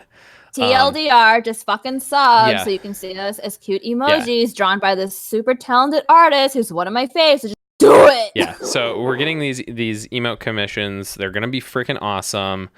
You're gonna love them, and we need your help funding them though. So if you have the financial ability to do so, we appreciate you. Yeah, the donation link, I will post that in the chat, but it's also it is also underneath the video stream on Twitch, so you can click that banner that says donate. Or you can sub. We are like literally 5 off from unlocking that final emote spot. So I just want a dog emote, you guys. Yeah, it's gonna be. Don't deprive me of my corgi butt emote. It's gonna be real great, guys. We have some really fun things, and I would be shocked if you didn't love them. If you're not subbed, get subbed. Okay, let's go through this Q&A here. Let's see. RS, what's one thing a cosplayer could have done in the past to improve their shooting experience with you? Wait. I'm trying to... What could a past client have done to improve the experience for me? Just in general, I guess. Just like for a photographer's perspective, I would say. Oh my god. Don't double book someone and then tell them 15 minutes into this other person's allotted time that you're going to be late when you can see them shooting with a different photographer. Just saying. Because I saw that. Don't be late. Partholona, thank you so much for those 5 gift subs. Oh, hell yeah. Hell yeah. Appreciate it so much. I forgot to set the timer for this. I don't know why sub goal point that only went to 49. To 49. I don't get that. Let me check. But that's awesome. Thank you. But I don't know why it went to 49 on the sub goal and it says 51 in Twitch. So we made it. Yeah, we're gonna get a corgi butt. I'm gonna double check that just while we're going here, but I'm like pretty freaking sure. I don't know why the hell it was like I'm not gonna give you that full detail here, but it probably was just like, you know what? I hate Andrew. I'm just gonna make life hell for him on the stream, and I'm like, okay, cool. But thank you so much, Partholona. Appreciate the hell out of you. Oh baby. Yeah, let me see. Yep, we have. Okay, I confirmed it. We have officially hit that goal to hit all the to have all of the emote spots. So once the emotes are ready, we will be able to have all of them. So we're there. So thank you guys so much. Yeah, I don't know. It actually should be saying. Oh, you know what it probably is I'm guessing that that widget probably doesn't like if you hit 50, it probably just like stopped working, you know, like because you hit your goal, quote unquote. So yeah, we're at 51. I'm just gonna hide this because it's It's Arnold Schwarzenegger. Oh, as I Mr. know. Freeze in Batman Begins. Oh my god. Okay. You guys have any other thoughts on that one? I'm trying to look through and see all the questions in chat that I missed. I think this hasn't happened to me personally, but just from like talking to like other photographers, I think cosplayers could do a better job about doing research on the aesthetic of the photographer that they're working with. Too often I hear about clients being like, "Oh, I don't like, you know, like the color grading, or I don't like the how you liquefied X, Y, and Z, or you didn't liquefy X, Y, and Z, or like you didn't bring out the color of my contacts." Like some photographers, just depending on who you work with, just don't do those things, and some photographers have very different color grading styles. So I think for not photographers, cosplayers need to do a better job of like, oh, if you're shooting like Mallow, I'm gonna use you an example just because your color grading is like very unusual. Like if I wanted to shoot like a slice of life schoolgirl like shoujo anime, I probably wouldn't book Mallow, only because I know her color grading is strongest when the subject is more conceptual. So that's why I wanted to book her immediately for Demon Slayers, because the colors in that time period are so unusual, and the colors of the outfits for the characters are so interesting. So I was like, her style of shooting and color grading is perfect for this. But in turn, I love kaze photography, but I personally would not shoot kaze. I would not book kaze photography for Demon Slayers because his style of editing is a little more clean. It focuses more on like the true hues and tones and vibrance of the original source, which is great. Like he's very good at it, but that's not what I personally want for a Demon Slayer set, for example. So I think like cosplayers just need to do better research about who they're working with. Like if you're gonna work with me, for example, like you should know ahead of time that I'm probably gonna like even out your eyelids. I'm going to retouch your skin. I'm going to, you know, probably choose more unconventional color palettes because that's just what I like to do. So it sucks that I've heard from fellow photographer friends who have clients who complain about aesthetic things that they should have known beforehand. Because those are things that you can't fix easily. Yeah. So like to tell a photographer that you don't like the color grading, like that sucks. Like, yeah, we can fix it, but it's so subjective at that point that it's almost kind of like, well, why did you even book me? Yeah. You know what I mean? That seems a little harsh, but like I've heard it too much recently that I think fuck it, I'm saying it. The other thing I'd like to add to that in term not quite the same thing, but in terms of like things a cosplayer could do to improve the shooting experience, when before the shoot I'm asking for like specific things for you, providing those things is gonna help. So what I mean by that is like a lot of times before the shoot, I ask people to think of poses they want to do. Give me suggestions for shoots that shot ideas that they want to do. Give me reference photos that they particularly like. And when someone does that stuff, like it's going to help the shoot out. And like it's not, but by all means, it's not an expectation that I set like with a cosplayer that they have to do that thing. But like if I'm asking for a thing, it's because I'm going to use that to help us do a better shoot. And if you don't do that, that's fine. That's your own prerogative. But it's going to, I don't want to say it's going to lessen the shoot experience, but or like the quality of the photos. But it's, if there's things that you want or things that you're looking for, like with a photographer, and the photographer's asking for you for things before the shoot, do those things. Yeah, and I mean, I always leave it more towards the the cosplayer to know sort of what they're cosplaying, sort of the rep that they're giving. You know, while it's always great to, my always go to to find a photographer that knows the subject, because it's always great when two minds are collaborating together that knows the subject series, because then the results are that much more. But at the end of the day, it really relies on the cosplayer to really know, basic poses that they've seen, like in their, like, whether it's a game or an anime or a manga, things that they can reference, even if it's something as simple as like a really standard 3/4 pose that, can bust and at least is tweaked to the character more than anything else. It's always going to be important. Because like Sarah mentioned, art is subjective and it's always going to be subjective per each photographer's style. But like what you bring to the table, what you are as a model, it will add so much more dimension to that photo as well. Agreed. So moving on, Alligator asks, what do you find easier, shooting with a concept in mind prior to the shoot, or going with the flow and figuring it out as you go?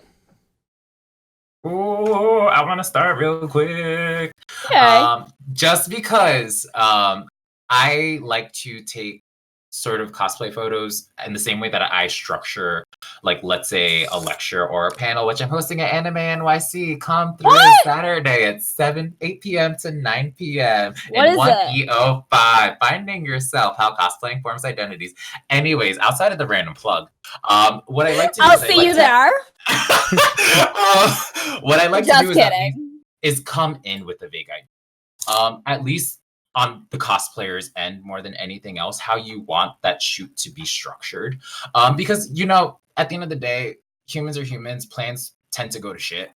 So if you come with a vague idea of how you want a feel to come in, and this is, mind you, I'm speaking purely from a cosplayer's perspective, come in with a feel of how you want the shoot to be, come with at least the standard basic poses, because from then on out, you can work with a photographer to really combine both artistic minds to really create something impactful and meaningful. Now, if you just come unprepared, you're going to get a shoot that feels unprepared. That's how it always is. That's how it's always going to be. So the more armed you are in a shoot, the better. But obviously, like, I've had shoots where, like, I think my favorite one is like with Neil, this past Colossal East, when I was wearing a bunny boy. He's like, I don't know what this is. It's like, I know what it is. And then all of a sudden he got a stroke of inspiration immediately. And he was just like, I want to do this. Are you cool with this? And I was like, dude, if you're feeling something, you feel very strongly about it, let's go with it. And some of those photos turned out like amazing on his side. I know for me, everything that Joe said. I know for me, I actually find it harder to go in with, like, if I have a concept that I'm 100% trying to strive for during a shoot, like a specific, like, image of a photo that I'm going for, I find that to be very difficult going into a shoot. If I have a general idea of what I'm going for and then let everything else develop on the shoot, that's what usually helps me the best. Kind of like an in-between of those areas. Right, absolutely. Okay, so Allison Stock asks, do you do deals when shooting with friends or returning clients, or do you keep your rates as is? Okay. I know this is controversial. It's not controversial. I think it's just common sense. So when it comes to friends, like really close friends, so like Joe is a perfect example. Like, I'm really close to Joe. I tell Joe things I don't tell a lot of people. So for him, shoots are free for me. Is that because he's keeping all your secrets? You're just like, I'm telling him all these things. Yes. He can't talk. I shoot him for free. But if he decides he wants to tip, that's fine, which he fucking did to me. So fuck you too. Anyway. Take my money. I hate you. So like, there are some people who I do shoot for free, and I'm not ashamed of that. Like, I love my friends and I want them to feel good in their costumes that they've either spent a lot of time making or have the rare time that they can cosplay, and they want to feel good and look good. So I have a few select people who I do shoot for free, but these are people who are really, really close to me. And I think there's a gray area where, like, oh, but I talk to Sarah like through DMs on Instagram all the time. It's like, okay, like maybe I do converse with you, but we're not having like deep and meaningful conversations. Like, us just kind of like arbitrarily talking about like what I ate for lunch yesterday is not a meaningful conversation. I'm sorry. Like, I don't know who you are. I don't know your ups and downs. I'm not saying that I need to, but like, for me, it's like, also, I'm just like, friendships to me are very personal. So like, what I consider to be a friend who I shoot for free, you have to really like sounds so stupid. Work your way up there to get there for me. Like me just knowing you, or even if I can friend, I'm still not going to shoot you for free because you're not a close friend. So if you're someone who I am not comfortable sharing some very personal information about, I'm probably not going to shoot you for free. I'm just going to treat you like a client. Editing wise, right? It was about editing. Oh wait, it's on the screen. Returning clients. Paid clients always get their photos first. So let's say I shoot Joe for free because he's my friend, but then I shoot Shelby, who I've just met. So I don't know her that well. Shelby gets her photos back first because she's a paying client. She signed up. She paid for her time. She gets her photos first. Even though I know Joe better and he's been a friend longer, his priority is lower in terms of like the business sense of booking a shoot. So I don't think in this regard, friends should get the advantage of returned photos, especially if money is involved. But that is agreed. Just me. I agree with that 100%. Okay. I fully agree, and it's like especially just because for me, I'm such like an older cosplayer. Like I stated, like I've been at cons since like 2011, 2012. You're so old. So old. But I guess the thing was like back in the day, the norm for photo returns was literally like 3 months. It was like 3 months after a con. If that, if not longer, but like normally it was 3 months was the average. And like all of a sudden, I guess there's a lot of expectations. All of a sudden, listen, Andrew, it's fine. But nowadays it's like the expectations for a lot of cosplayers or like photographers even, it's like, it's insane where it's like a week after the con, where's my photo? And I'm like, that's not reasonable for most people. Like bitch, I have a 9 to 5. This is not my full-time gig. This is a side hustle. I don't have that kind of time. Yeah. I think even for friends. Yeah. Sorry, Joe. No, I'm kidding. I totally fine with it. To loop back into that. I agree with you, Sarah. I kind of make the like exception of like, well, is this something that are you a close friend? Like if you're a really close friend, I will shoot things that I don't care about because I'm really good friends with you. If I'm pretty good friends and I like what you're cosplaying, then I'll shoot you. If you have an absolutely amazing cosplay that I'm really interested, I will shoot you for free. But that's about it at this point in time. Like, man, I've got a huge backlog. I've got a lot of stuff that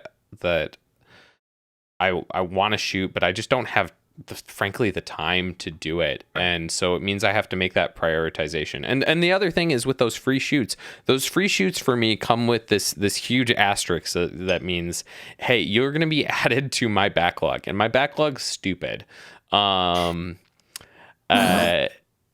So and usually that's why I try to keep it to mostly friends, because then, you know, there's this understanding. They know what my situation is. They know like, hey, I might not see these photos for a good long while, and that's okay. Maybe they just pretend it's okay, but who knows? But no, and then but for paying clients, it's different. That's kind of the biggest thing is like, yeah, my paid shoots come with the expectation of like, you will get photos, but you also get photos back in a timely manner. There's a higher urgency. That's just the fact of the matter. If there's money involved, I will get your shit to you faster than a free shoot. And because of that, I don't change rates for friends, because really what you're paying for is that timeline. And like a lot of times, like I know Colossal Con East is a con I couldn't have gone to if like I'm a student right now. I'm going back to school. I could not have afforded. Fucking crazy. Yeah, I wish I could say it was because I'm crazy and not because whatever. Because Andrew's crazy. Yeah. Point being is the only way I was going to Colossal Con East was if I booked shoots to pay for my trip, and if I was like, okay, friends, I'm giving you all discounts for that, then I couldn't, like, it would have been harder. I would have had to book more, and then thus would have had to put more workload on myself. Yeah, it just wouldn't have worked out well. If you want to do that, I don't think there's necessarily anything wrong with giving return clients benefits and rewarding them for that stuff. But but I don't think there's any expectation that should be a thing. Right. If you feel compelled to do so, really because you're like, hey, you've been an awesome client and I want to reward you with stuff, give them a discount. That's cool. I think what actually is better and what your client probably enjoys more than getting a discount is because they've booked you before. If they're a return client and they're like booking you for the fourth time, obviously they freaking like your work. Otherwise, why the hell would they be booking you a fourth time? Instead of if you want to reward that, don't give them a discount. Give them extra. Give them like, maybe do an extra photo or two and be like, hey, it's been awesome working with you. I love that you keep on booking me here. I did this extra. Maybe, be like, hey, just to really show that I really enjoy this relationship we have, maybe just mail them some prints, like be like, hey, I wanted to mail you some prints. Think of other ways that you can reward that relationship other than giving them a discount, because obviously that's not what they're interested in. Yeah, I've done that with a couple clients. A really one that in particular is this cosplayer named Chibi Tifa. She's booked me over and over and over again, and she's always like such a joy to work with. She has ideas in mind before shooting, like she has like compositions in mind. And working with her is always like super fast, super easy. She looks great every time, and by this. Even by after our first shoot, it was great. But even by like our second time, I was like, man, this girl is so awesome. She continues to like support me and pay me full price. And I started giving her extra edits too, because like she's been such a loyal customer and a very like good support as a follower as well. So I second that. I think showing those little gestures is a lot, especially in a community where sometimes photographers don't give back anything. So. Just call Andrew out. No, I give my paid shirts back. He literally just why. But I guess also when I work with Andrew, I know I'm gonna have to wait. Yeah, and I think also just to add on this, like people, like at the end of the day, if you think about cosplay photography itself, each person works as their own freelancer in a sense. So the way that they'll 100%. The way that they run their own business, whether they want to give some frees, others paid, they're at the end of the day, you have to also keep in mind that they're prioritizing their time. And it's a way that they're just manipulating it for themselves and what works best for them. Because some people I know who are cosplay photographers where right now that is their only source of income. And then I know of other cosplay photographers where this is, like a side hustle, like Sarah mentioned earlier, for herself. So it really just depends on each individual person's perspective more than anything. So I wouldn't, like I said, it's just subjective per person. But Ara, I'm just saying, I understand where you're coming from. We love Ara in this house. Ara's coming in wonderful. hot all the fucking time. Y'all don't follow Ara yet? What a treat! That's unfortunate. That's unfortunate. There's going to be an Ara photo coming up in this stream. Oh, a photo of Ara, I should say, coming up real soon. Speaking of that, well, I can't literally wait to stare at ours. We need to keep this moving. Otherwise, we're gonna spend like a fucking million. We will stay here. The timer has been 0. Yes, the timer's at 0. I wanted to finish up that question as we spent like another 5 minutes on O2 Supply literally said the timer's at 0. Can we have Joe on for a Q&A? Yeah, that sounds like a great idea, Joe. We need to have you back in the Q&A. A deeper V though. A deeper V? A deeper V with Joeshmoe Cosplay. Wait, what? So this Q&A, we're gonna be like a deeper view with a deeper V featuring Joeshmoe. Lytech, this is never ending. It's gonna be like 5 in the morning. I'm gonna come into work tomorrow. My coworker's in the chat, and she's gonna be like, "Okay, now I get why Sarah's dead every morning." It's gonna be okay. This one's running especially long. We've had so much to say tonight. I'm so sorry. Joe in the chat. We have Joe. You fucked everything up, Joe. How does this make you feel? Great. That's a move. Okay, Joe got the most interactions on Twitter. Okay, well that's sweet. That's saying a fucking lot. Let me tell you. I get like 2. He gets like fucking 3 retweets. You know what? We're critiquing photos here. Okay, I'm moving along. Brad Carlisle photo. Fire Emblem. How dare I look at this? Sarah. I've saved some of the questions, by the way, so don't worry. They won't be lost in the chat. From the Q&A? Yeah. Yes. Look at you! Yeah, sorry we didn't answer all of them. I think you should understand why we weren't be able to answer all of them. Because we don't shut this. the fuck up anyway. Yeah, okay, Sarah, this photo, critique it, please. Anyway, Fire For the love Emblem. of I'm God. so glad I'm starting on Fire Emblem. Awakening's amazing. Okay, let me just get my. So I really like the colors in this photo. I think the saturation and the vibrance of the blues and the golds from their costumes are really nice. I actually really love Chrom and Lucina's color scheme. I'm also just a hoe for blue, whatever. And I also think they did a really good job at matching like all of the greenery and the background. It looks like this was shot in some kind of like tropical area. So I like that they added some blue hues to the greens. So they're not exactly mallow greens, but they're close enough in that they match the blue tones of the costume. So that's super nice. I think posing wise, this photo could have been a little stronger. Chrom and Lucina's relationship is, I'm emo just thinking about it. I kind of wish that, like, this is just me being like a stupid Fire Emblem Awakening stan anyway. So, like, I kind of wish like their falchions had been their swords. Their swords had been crossed, for example, because they use the same weapon. Because it's like actually when the cosplay or with the photographer submitted that what they wanted the feedback on the most was posing. So feel free to go deep. Great. Yes. Great. Okay. So did they say anything else? Just really that they were newer and they felt they didn't really have much experience posing duos and were questioning that the most. That's okay. all. So my critique for them, especially if they're newer, is research the subject that you are shooting. Unless, of course, this is a whole shot. I don't know. I don't know if this is like a planned shoot or if this is just like some cosplayers that they ran into. Regardless, if it's a planned shoot, I always do research on my characters beforehand, even if it's for a series that I don't know. Because I want to make sure I have at least a very like basic understanding of like what I'm shooting and what like the character's like persona is. And so basically what I'll do is just read like the Wikipedia really fast, to be quite honest, and then do some image research on Pinterest. Because there's just a plethora of shit on Pinterest.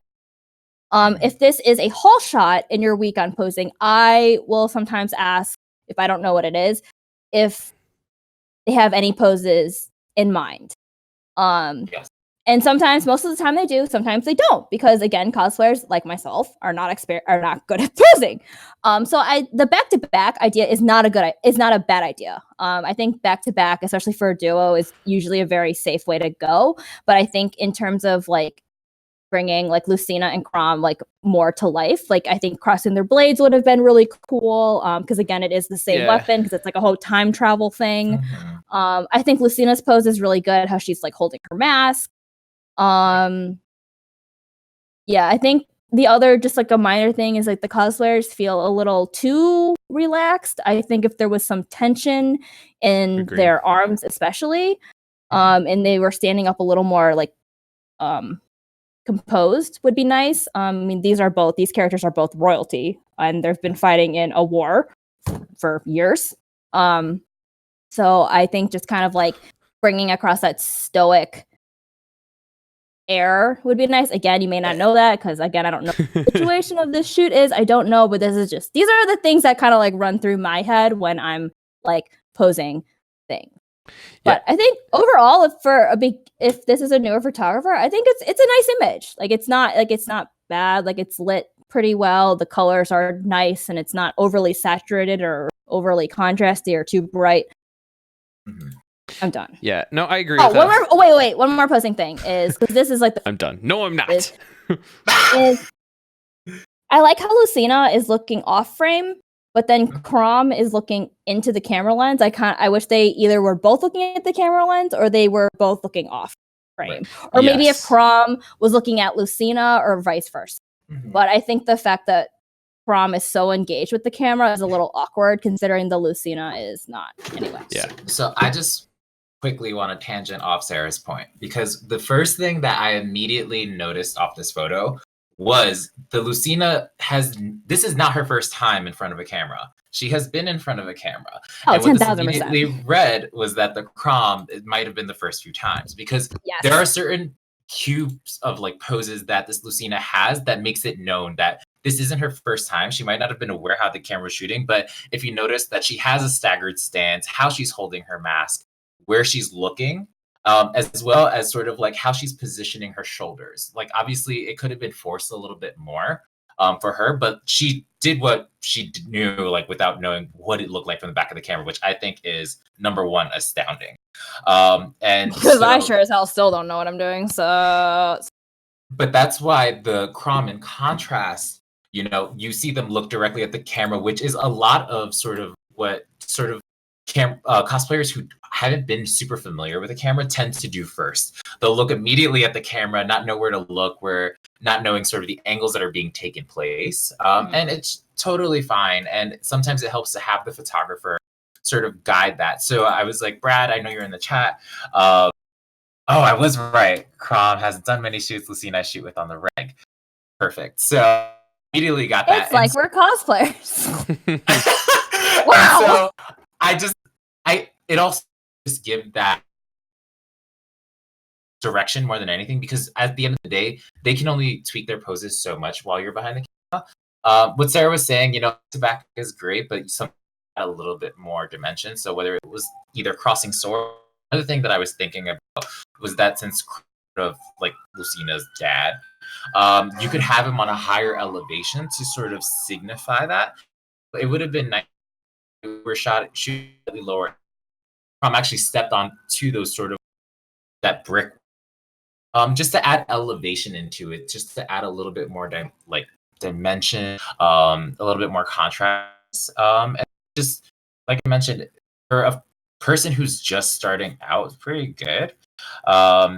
Feel free to like yell at your cosplayers any direction that you feel needs to be. I say more often than not, cosplayers appreciate the direction. Absolutely. Yes. I think the biggest thing that I know where you came from in this shot, but doesn't work for me is the attempt to like totally mirror their poses. Like I like the mirroring of like, you know, having them V'd like that, but just having like the way that they're holding their swords down, and then I think that also made it clearer their posing difference and comfortableness around a camera. I think that kind of extra highlighted that.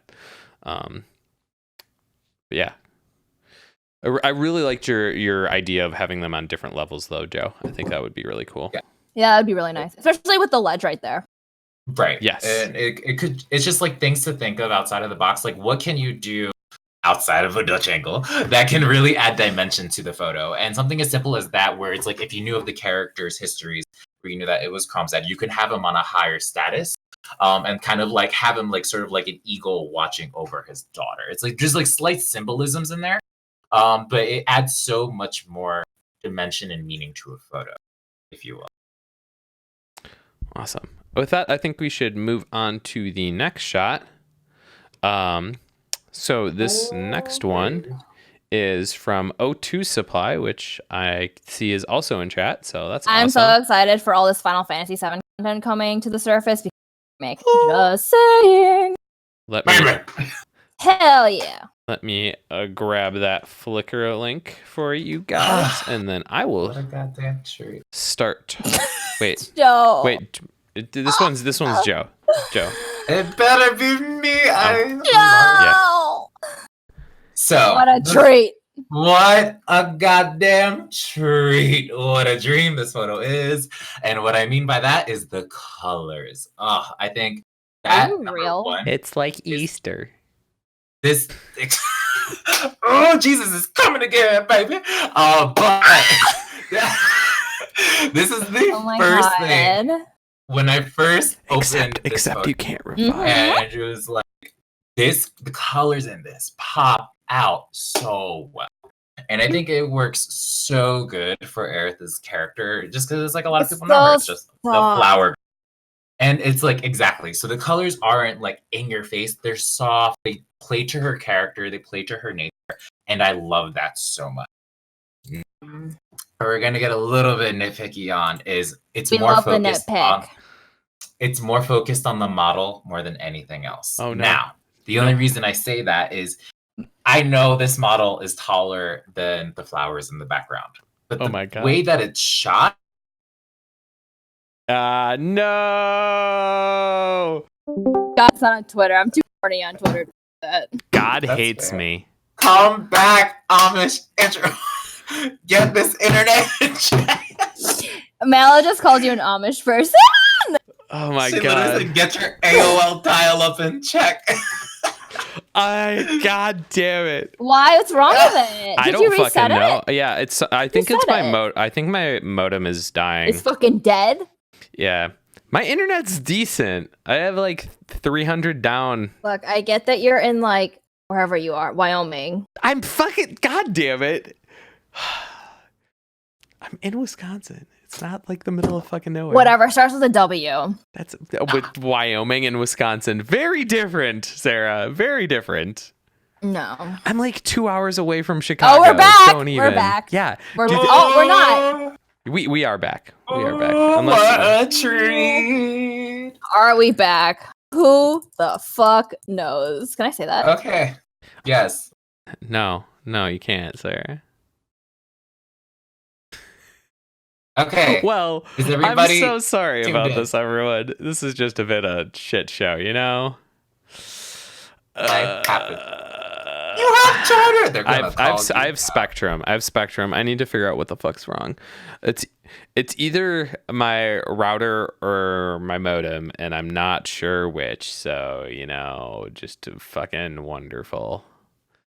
Just a fucking joy, and I'm so happy that life hates me like this.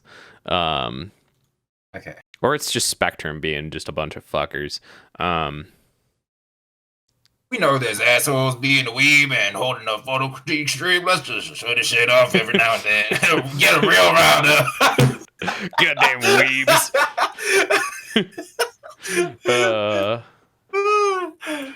Okay, well, we were I'm talking. looking at pictures of dogs. That's why I'm You- not you- paying attention. You were just we're cut off on my end. You were just about to be like, well, I'm gonna nitpick this photo. And God was Okay. like, Wait, and can God we was- just appreciate? Look at Drifting by Stars' doggo. Isn't she cute? That's a I cute gotta go. dog. Look at her. That's a cute dog. Oh my I gosh, she looks like an old man, but she's not that old. Ah! I'm always like, can I see? Oh, what a cutie. I know. What Look a at baby. her.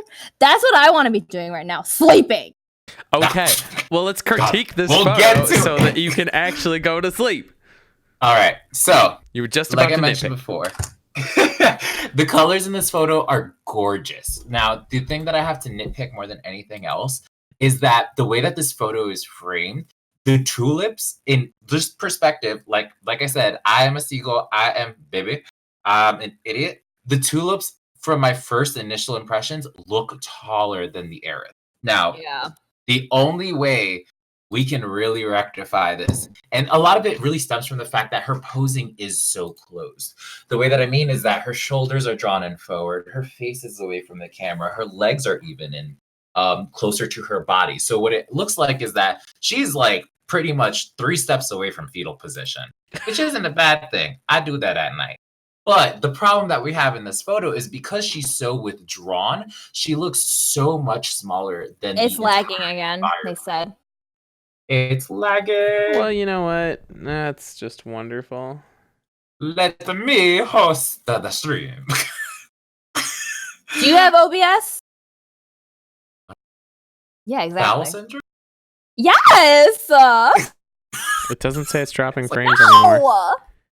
It's not Oh. dropping. It's not Oh, dropping frames again. OBS so- is the stupid program you need to fucking operate.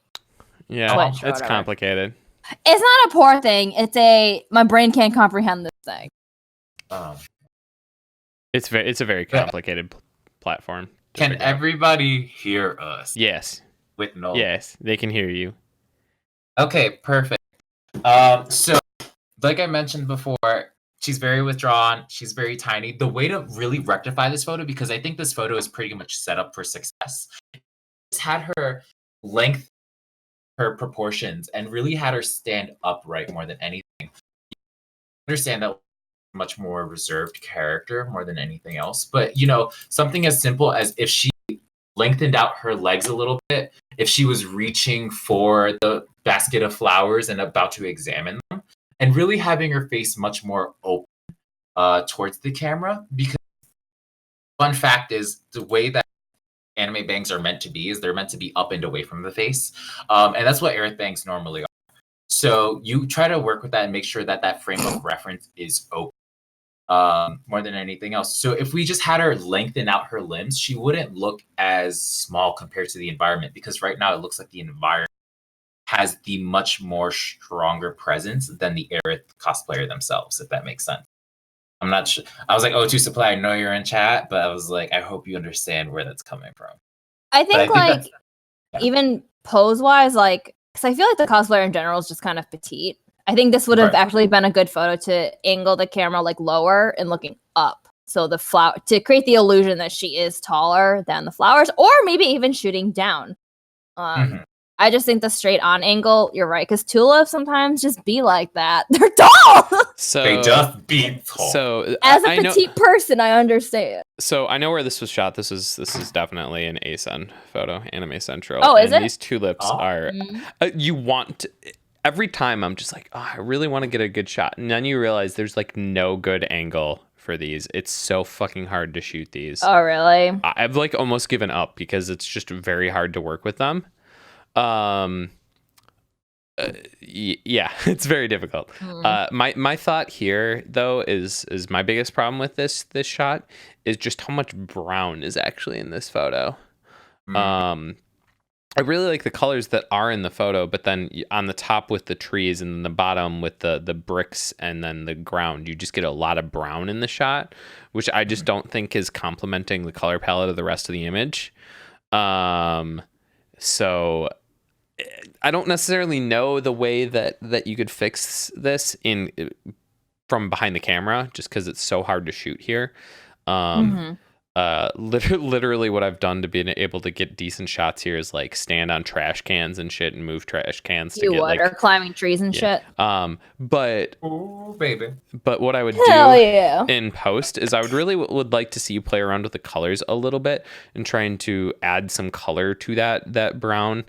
Maybe try and add like some reds and brighten them up a little bit. Hopefully that might be able to help lift it a little bit, because there's just a lot of brown in the shot, especially like just with how colorful and bright the rest of everything is. It feels a lot stronger there. Finn the cosplayer can confirm. I mind the brown hues if there wasn't this like glow effect or something. Yeah, I'm not really quite sure what they soft haziness going on with this photo. Yeah, and I'm not quite sure. No, it's there is an intentional hazer on the flowers. There's like right around the main bouquet of flowers, there is like either an exposure or whiteness brought up, which I thought was great, because I was like, oh, I'm a seagull, I'm an idiot. My eyes already went there. Yeah. And so it really centered me to the photo. But are you talking about? I'm talking like overall, there's like a weird haze. There's like it's a very slight, this is like a very slight example of like a vignette. Like they very clearly like it's dark around the edges, and then they like, I don't know how they did it, but they masked out the middle so it's like nice and bright. And there is like just overall like a weird blurring, hazy look. I don't personally, I think this is just like a personal preference. I don't like that look that much. I think it works in very specific scenarios, and I think maybe with this not so much. I think maybe if the color grading had been taken like a little step further to that like Final Fantasy aesthetic, I think it could have worked, because Final Fantasy 7 does have like kind of a misty, hazy look. But I think because the colors are so traditional, it's not quite working. So agreed. And I think another good thing, like if you want to sort of achieve still the vignette ambiance, it's like a lot of things that I like to do is like imagine where the light is coming from, because I've edited my own photos. And so because sometimes like a vignette makes sense if you want to center the focus in the center of the photo, but if you want to also like, because a lot of things like Aerith is kind of like praying and a lot of things, she's very spiritual, so having that light come in I think would have been a nice symbolic touch more than anything else, which could have added a slight more depth into the photo. But yeah, just another option to keep in mind more than anything else. Yeah, the final thought that I would say on this image is really the way her bangs are coming down really cut off her jaw in a weird way and kind of like make her lose her entire jawline, which is unfortunate. Mm. Yeah. Yeah. We love Aerith wigs. That's just. Yeah. Okay, let's move on to the next shot here so we don't spend a yes. million years here. Okay, this next shot is from LXU.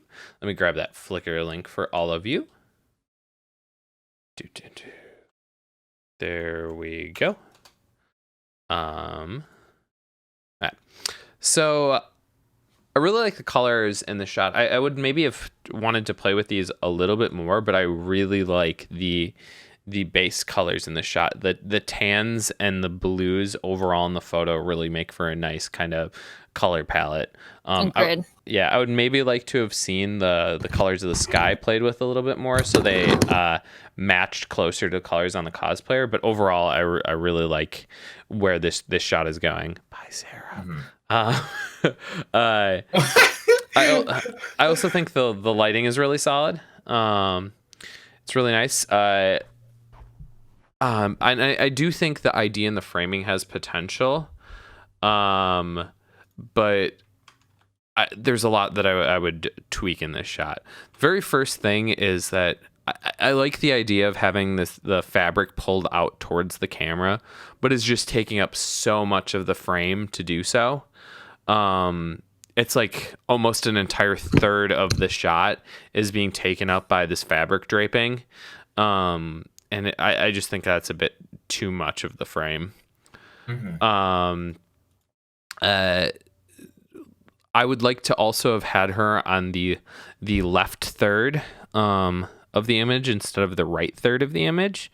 General composition idea is that if you have the body of your subject, you want to have it pointing into the frame versus pointing out of the frame, unless there's something specific you're trying to tell with having it point out of the frame. It just kind of keeps you in the image a little bit better and helps with the composition. So that's something I would like to see. Some people are saying about the city background, this is, your Katsukan ugly ass beach here. The biggest thing here is, man, I really do feel like this shot's screaming for a lower depth of field. Like, I think if this is shot on a camera or a lens where you're getting like a much lower f-stop, shooting at like a f2.8 or something like that. And I mean, their lowest f-stop looks like 3.5. Yeah. There's just so much detail in the background, and there's almost no background blur, and I really don't think it's doing you any favors for this shot in particular.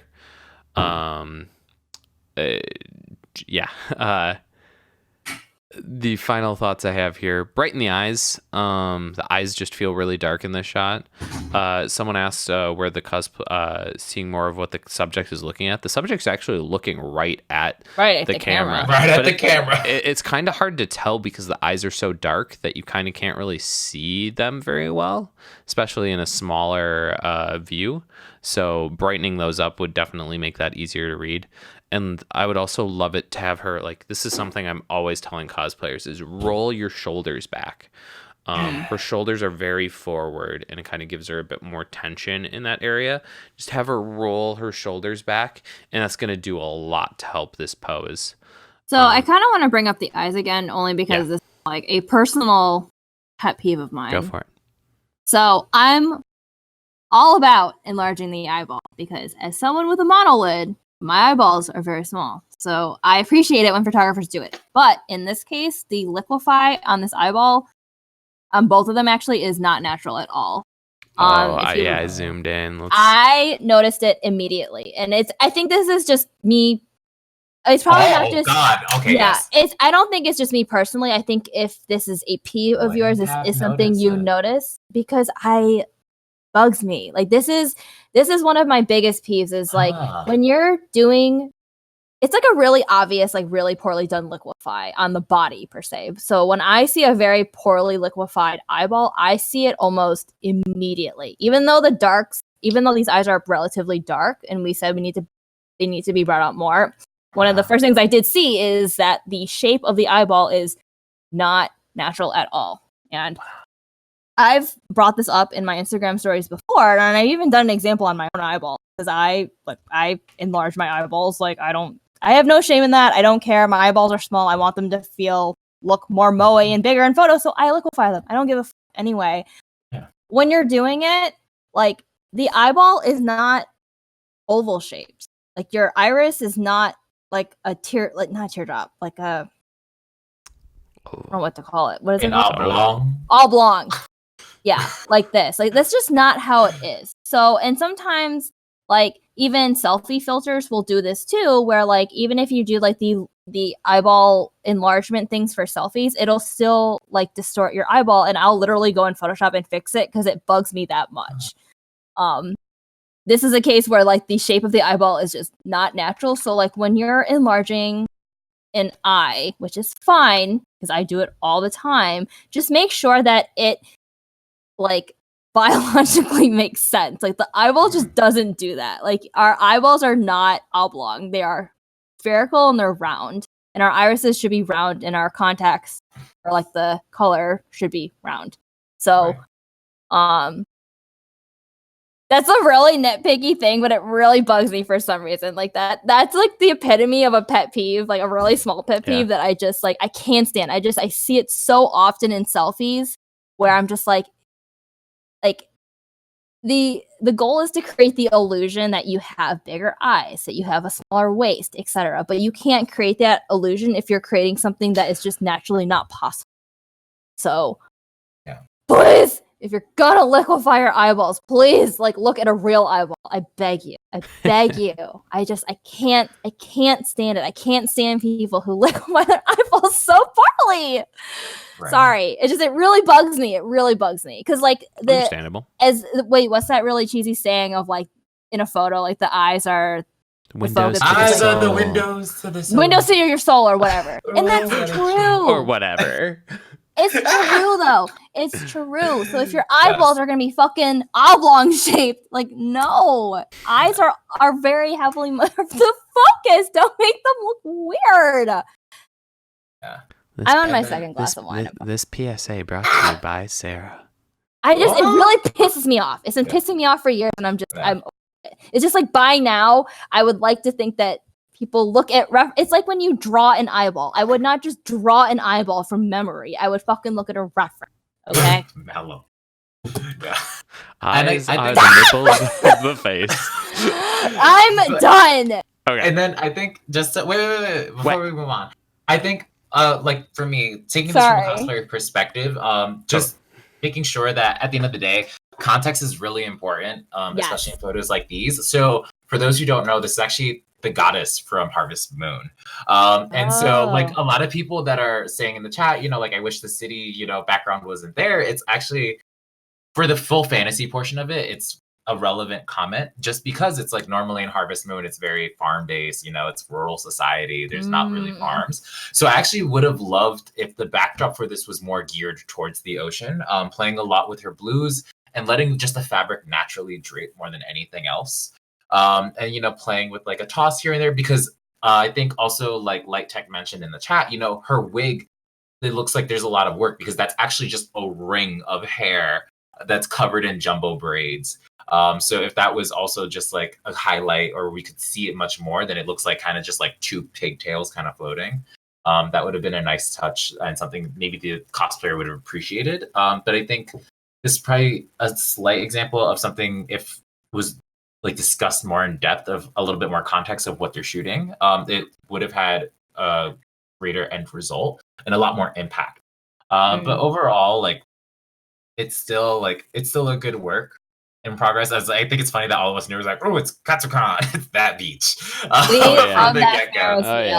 Oh yeah, we know. And I think it's fun to like immediately not know where the location of a photo was taken. It adds to like the mystery because it's like I think a great one is sort of that Andrew immediately knew that it was the Ace and Tulips, but like for the Hermione photo, I was like I could not tell you what forest that was. Yeah. That was like if it was geared towards the beach, it could be like it's just a random beach. As Joe would say, full fantasy. Full fantasy team in the house. But yes. Yeah, cool. I think we covered pretty much most of that. The last thing I I would say say for is, Trash Beach though, it's a pretty good photo. Yeah, that Yeah, it's not bad. It's not bad at all. Considering the that beach is circumstances. ugly. Last thing I wanted to say though is just the angle. It feels a little odd. It's just a little tilted. It doesn't feel like an intentional Dutch angle. Just feels like it's a little crooked. Just feels a little crooked to me because of that. Anyways, let's move on to the next shot. This next one is from Chris. Chris, why are you even here? What a call out. I love Chris. Yeah. Please load. Sarah. Oh, whatever. Why is she even here? Such a stunning. I have thoughts. If y'all are gonna be just like, saying, initial glance, stunning. I really like this Wait, photo. who's starting this? But you, Sarah. Not me. You. Oh, me? Yeah. I was like, it's not me.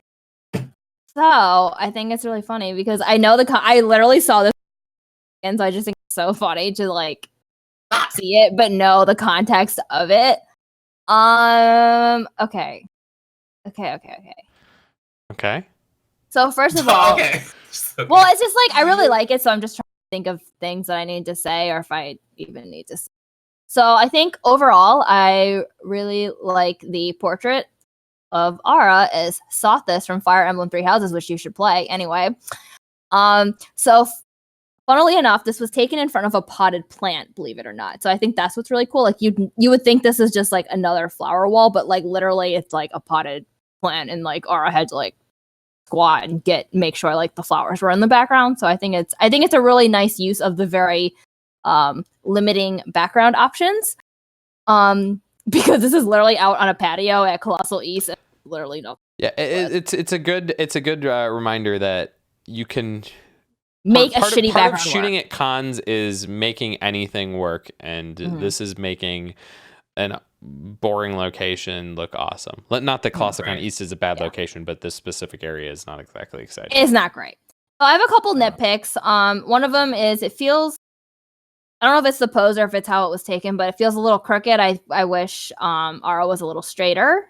She feels like tilted a little bit, which isn't necessarily a bad thing. I don't know. I honestly can't decide if I like it or don't like it. It's just a comment. Just leave it at that. Another small thing is when you're doing these like bokeh flower backgrounds, I wish the top left corner had been filled in with like the red. Just use the clone tool. Like it's so bokeh out, it doesn't matter. Again, this is like a tiny thing, but the fact that there is that like very muted gray peeking through, I think it just it sort of kills the illusion that Ara is against this like mystical flower wall. Color wise, I live for this. I love weird color combos. I love experimental color grading. Give me that shit. I don't care if it's inaccurate to the character. Like I'm here for the art of photography, not the character accuracy. I don't give a shit about that. Anyway, I think the light, the catch light, natural catch light, by the way, is stunning. I think Ara's expression is great.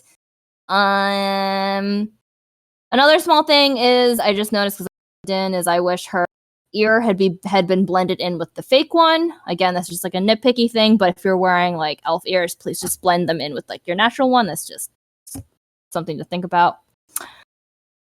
Yeah, that's it so far. I've got thoughts. Okay. Okay, for the first thing, and I really like the colors on this, but I do think there's a weird effect that happens with the highlights on the skin. End up getting this like yellowish tone to them that looks. Oh, I like it. Especially like on the hand and the chest, I actually really don't like it. It's a very harsh transition on the highlight from this like red color to this yellow. It sounds bad, but the color feels very jaundice-y to me. See, I don't get jaundice at all from them. Ooh, I honestly, like I think think the Dr. Ock photo was more jaundice than this. No, it's this just that this one feels more artistically intentional than the Dr. Ock photo. I think part of it is just the transition line is so hard to me from the reds to the yellows. And it's just so saturated that it just feels off to me personally. Mind you, I'm someone who at least with my photos, I play with the skin colors less than probably most people that are doing lots of crazy color grading. So just take that with a grain of salt. Next up, I want to talk about the eyes. The catch lights are amazing. The eyes look awesome, but the focus is missed. Yes. Yeah, really. And I know this is probably, you probably got back and they're like, well, shit, missed focus. But just to reiterate for everyone, really make sure that when you're focusing, you want to focus on the front eye. If you're doing something like this with super shallow depth of field, that's what feels the most natural. I'll screen share because it's kind of hard to see as a full photo in stream. It just, this way it helps kind of highlight that the focus was missed. I think so it personally doesn't bug me because I'm kind of a sucker for the this technique called free lensing, where you take the lens off of your camera and you manually focus, and it creates this really shallow depth of field. And more often than not, the eye in the foreground is not in focus. But I think so I don't personally mind it that much that the eye in the foreground is not in focus, but it's not. But this isn't artistically blurred enough where I think it's. So I agree with you, Andrew. But there are cases where I think this could work. Yeah, I'm just being nitpicky at this point, to be me too, because literally I don't even know why we're critiquing this photo, to be quite honest. So why did you even submit this photo? So doesn't even need work. Go away. The other thing to submit comment, pictures of your dog next. The Ara's hand in this photo feels a little like it's all her digits are straight. I would really like sorry, for fingers. Apparently, I didn't know saying digits was unacceptable here. Okay. So all the numbers, Andrew. No, I hate it because really, I hate it when in like fan fiction people are like digits. I'm like, just say fingers. Okay, well, fuck. I didn't know this is a fan fiction thing. I didn't know we went there. Okay, her fingies aren't bent enough. Oh my god, I hate it. I would like to have seen a little bit. This is a bad fan fiction.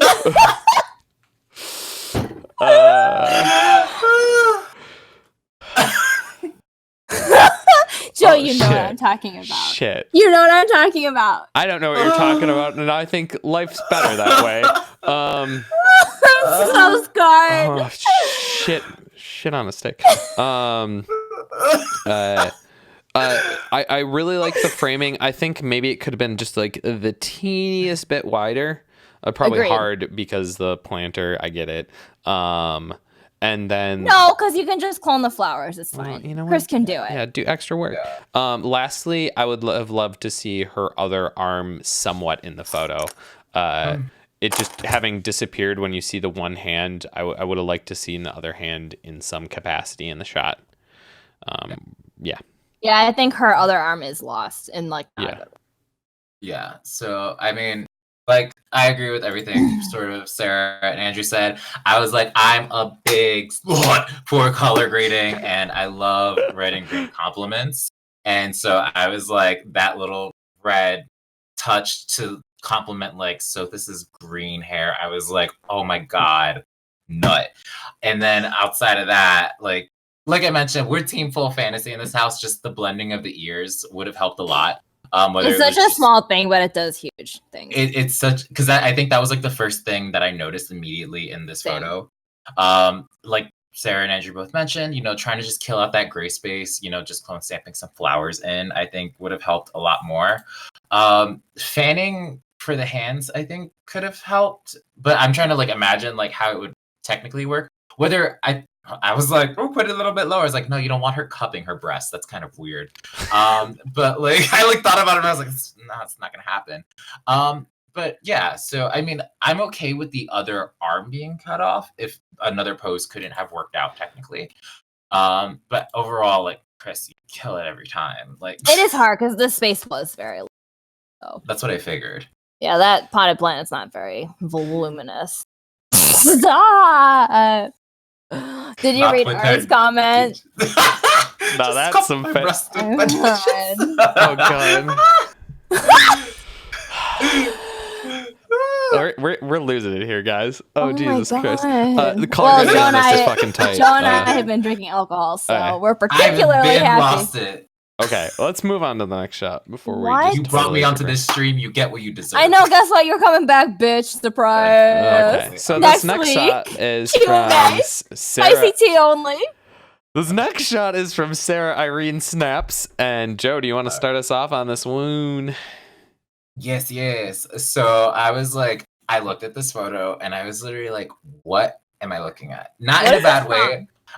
from? So originally I didn't know the reference photo. So it turns out this is actually from Danganronpa, the full Oh, really? series of super high Oh. school level, like high schoolers, and they all have their own niche. Uh-huh. And so what I gathered from my literal 30 seconds of investigation is that this one is very protective of one Danganronpa character. So I think this shot, just the framing of it, just the overall vibe, I like it. However, the only thing that I don't like is how the model is sort of kept in frame more than anything else. Because I think it's very interesting to have the model in full focus. But I think what we lose, especially in this photo, is the gun. I didn't, like, at first glance, I didn't even know that was a gun. I thought that was just like a scope. I don't know. I also thought it was just flat out a scope. I was just like, that looks cool, I guess. There's very much other things in this shot that make it hard to read as a gun too. Yeah. So Just it's like, cheat you know, it. Cheat it. and it's like, I understand, but it's just like there's obviously, like, you know, how to handle a gun, how to hold a gun, that factor into this as well. But also looking at her facial expression, if you're holding a gun like that, normally you're not full of fear. And the first thing that I read from her face is that she's scared. I don't know. In full disclosure, I don't know if this character is supposed to be in shock and fear. I don't even necessarily know if that bothers me, because I think that could be a valid expression for holding a gun. It adds, no, like I'm saying, like, it adds, but okay. I don't know, just like based on the holding of it. Mm-hmm. It's like, was it supposed to be part of like a photo set where it's like, oh my God, she made a revelation as she was holding the gun up to the subject? But as like a standalone, it doesn't make a lot of sense, you know? Because I can understand. Because, like, when you're going through a scope, Mhm. one eye's closed, and then Correct. her left eye should be closed. I was like, I feel like Joe is like channeling his Widowmaker. Inner Right. Widowmaker right now, but like, you know, her left eye should be closed and her right eye should be Technically. open. Technically speaking, so I agree. It's almost kind of like she's like eyeing the enemy. It doesn't first. look like she's actively trying to shoot the gun. It looks like she's almost like bringing it up to her. Right, but I think that's the Right. confusing part. Yeah. So the way that I looked at this photo and the way that the vibe gave off of me is that she originally had it like I'm imagining this as if it was a storytelling photo set, where she actually had the gun up first and she had her like whole eye Widowmaker, like, I have you in my sights. And then she realized like what she was shooting was not her enemy. And it's like her slowly bringing it down.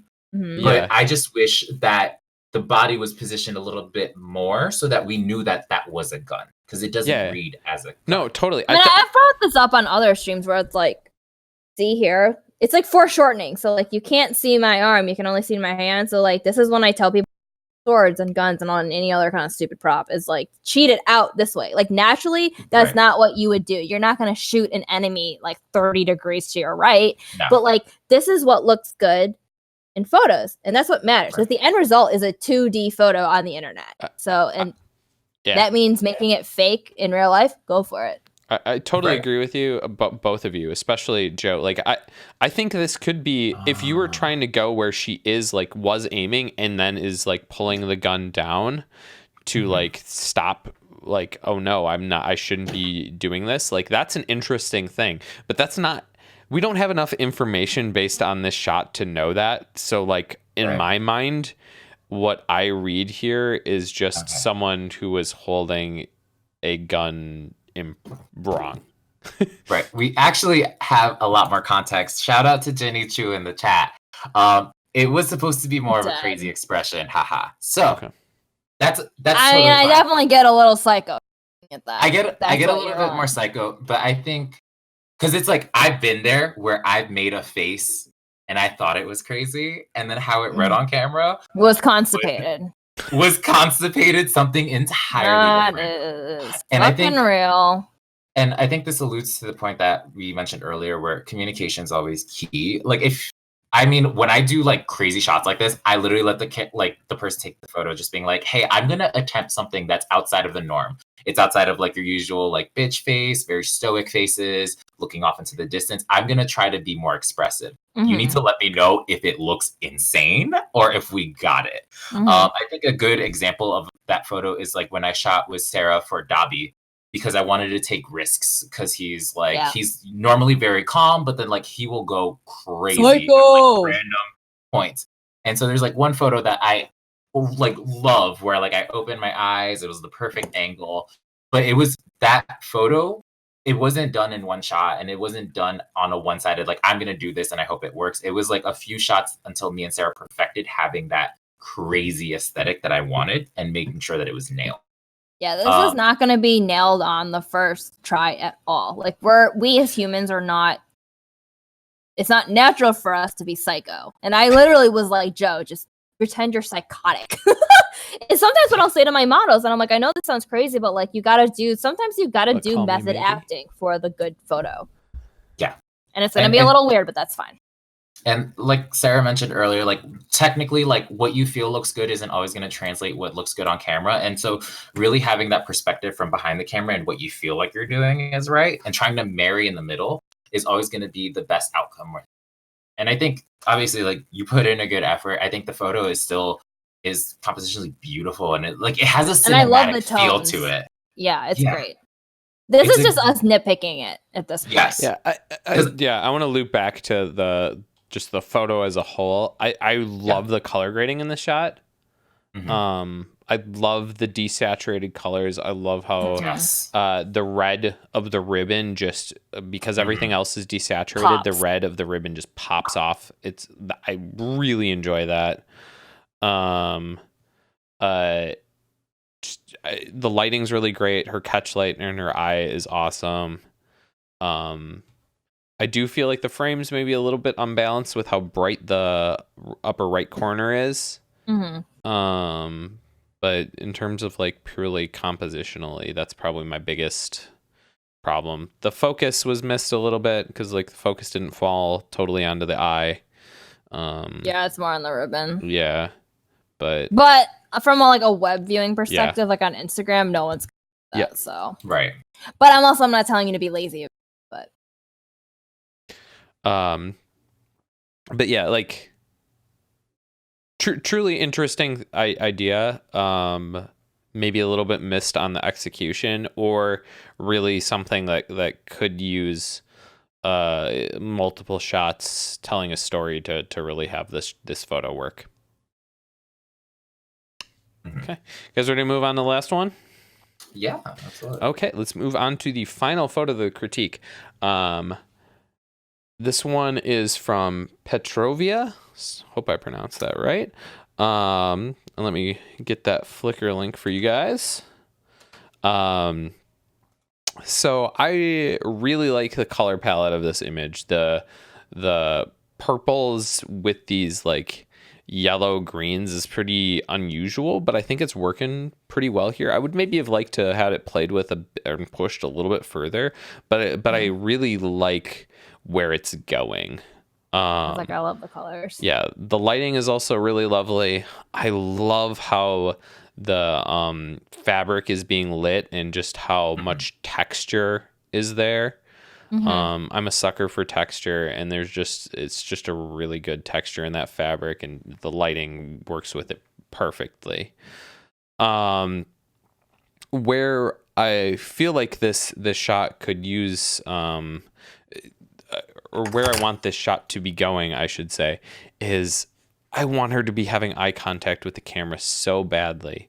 I feel like this shot is just screaming for her to be turned a little bit further so that we can actually see more of her, the front of her cosplay, and just not like the cloak that she's wearing.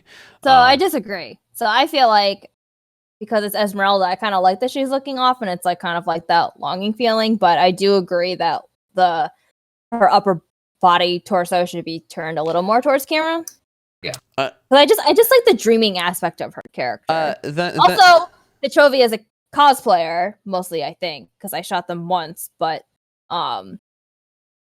if this is like their first step in the photography, I'm fucking shit. Well, impressed. that's impressive. I think. Yeah, I shot think their if you- Kyrie cosplay a few months ago. Yeah.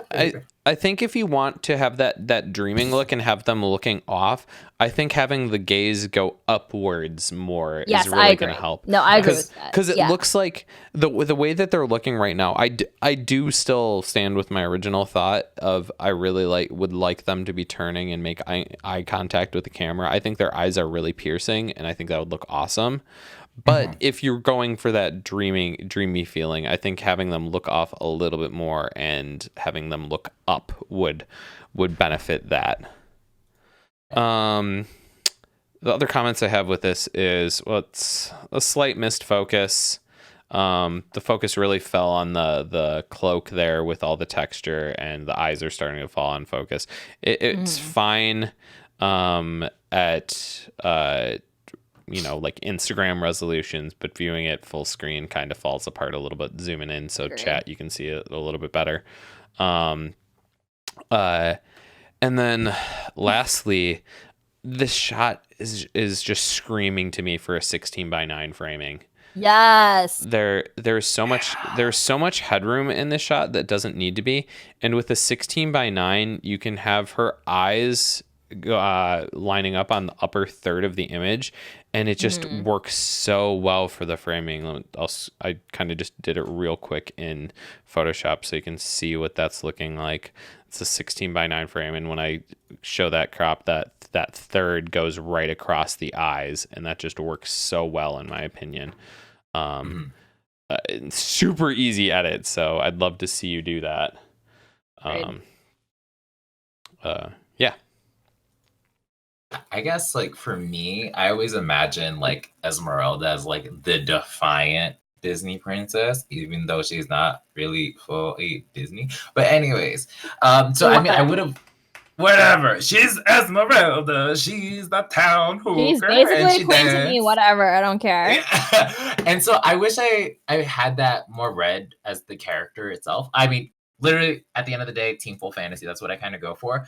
And so like I always like imagine like if you want to do like this hooded, that it's like she's hiding from something. And so I think more of a profile shot at the end of the day is what I'm envisioning, with like playing around with this fabric to make sure that at the end of the day, like we still see her face. But it's kind of like she's hiding out of the shadows because Esmeralda's trying to hide from the church half the time.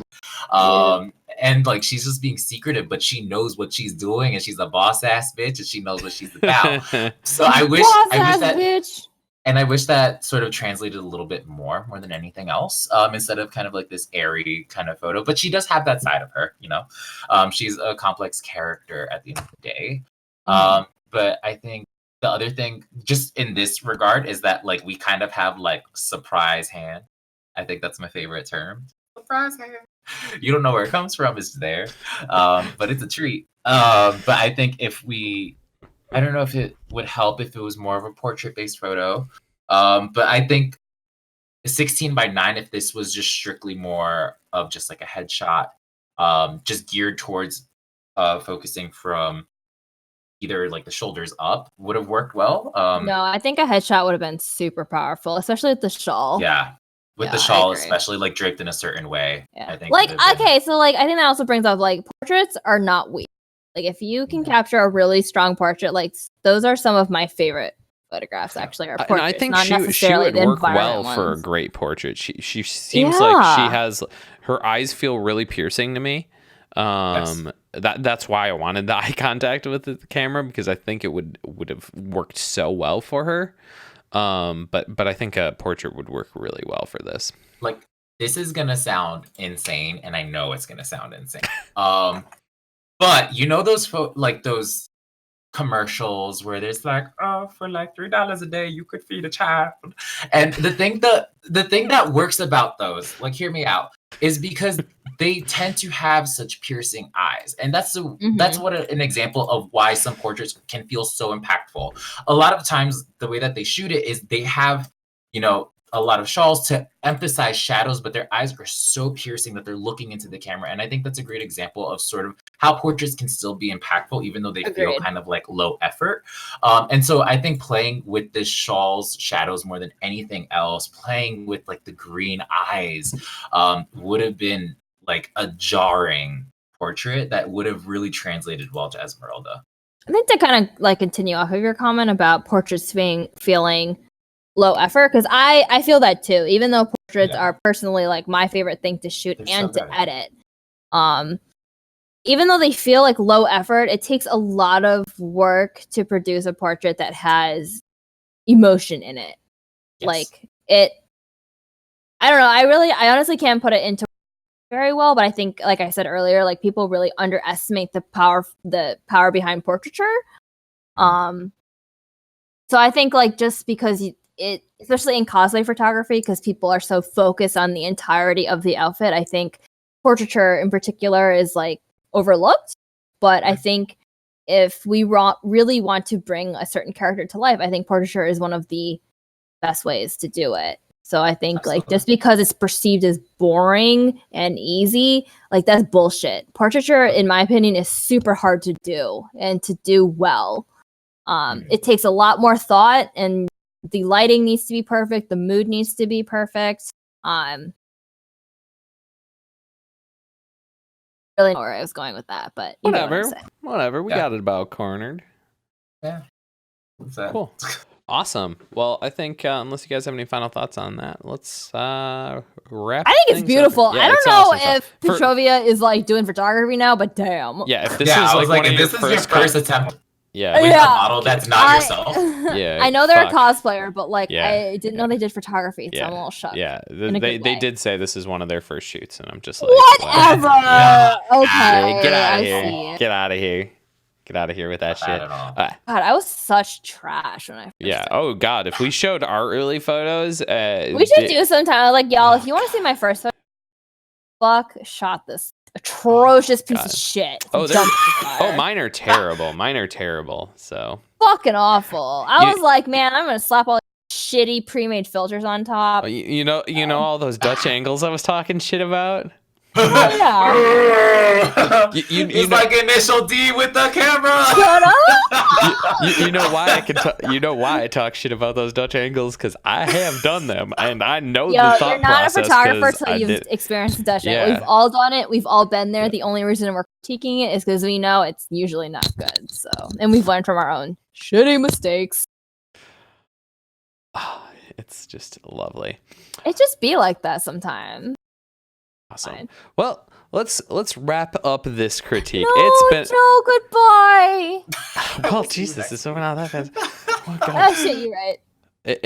This was a wild ride tonight, guys. It's a treat. It's this one what a was treat. full of ups and downs, crashes, and it was just crazy.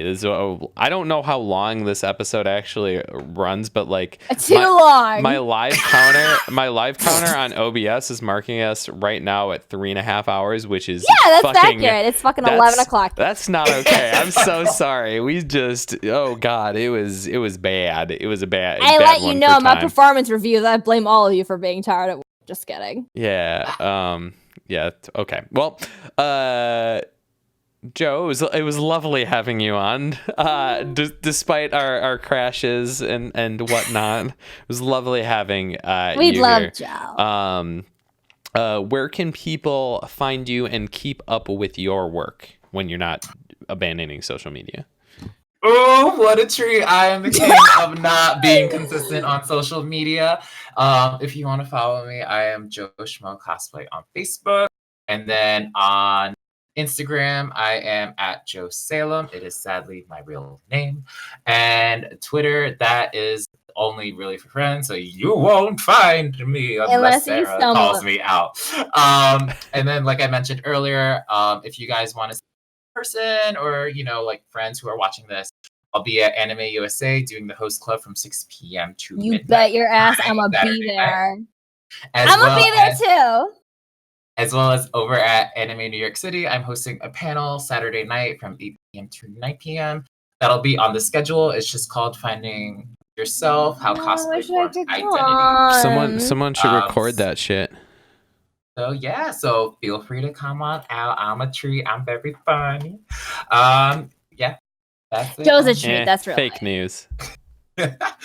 Real news for once in this fucking crazy world. So, Sarah, where can people find you and keep up with your stuff? On Instagram and Twitter. Don't follow me on Twitter because all I do is fucking tweet violent and smut. Yeah, And that's it. Any other cons you want to call it other than AU Anime USA or whatever the fuck it was?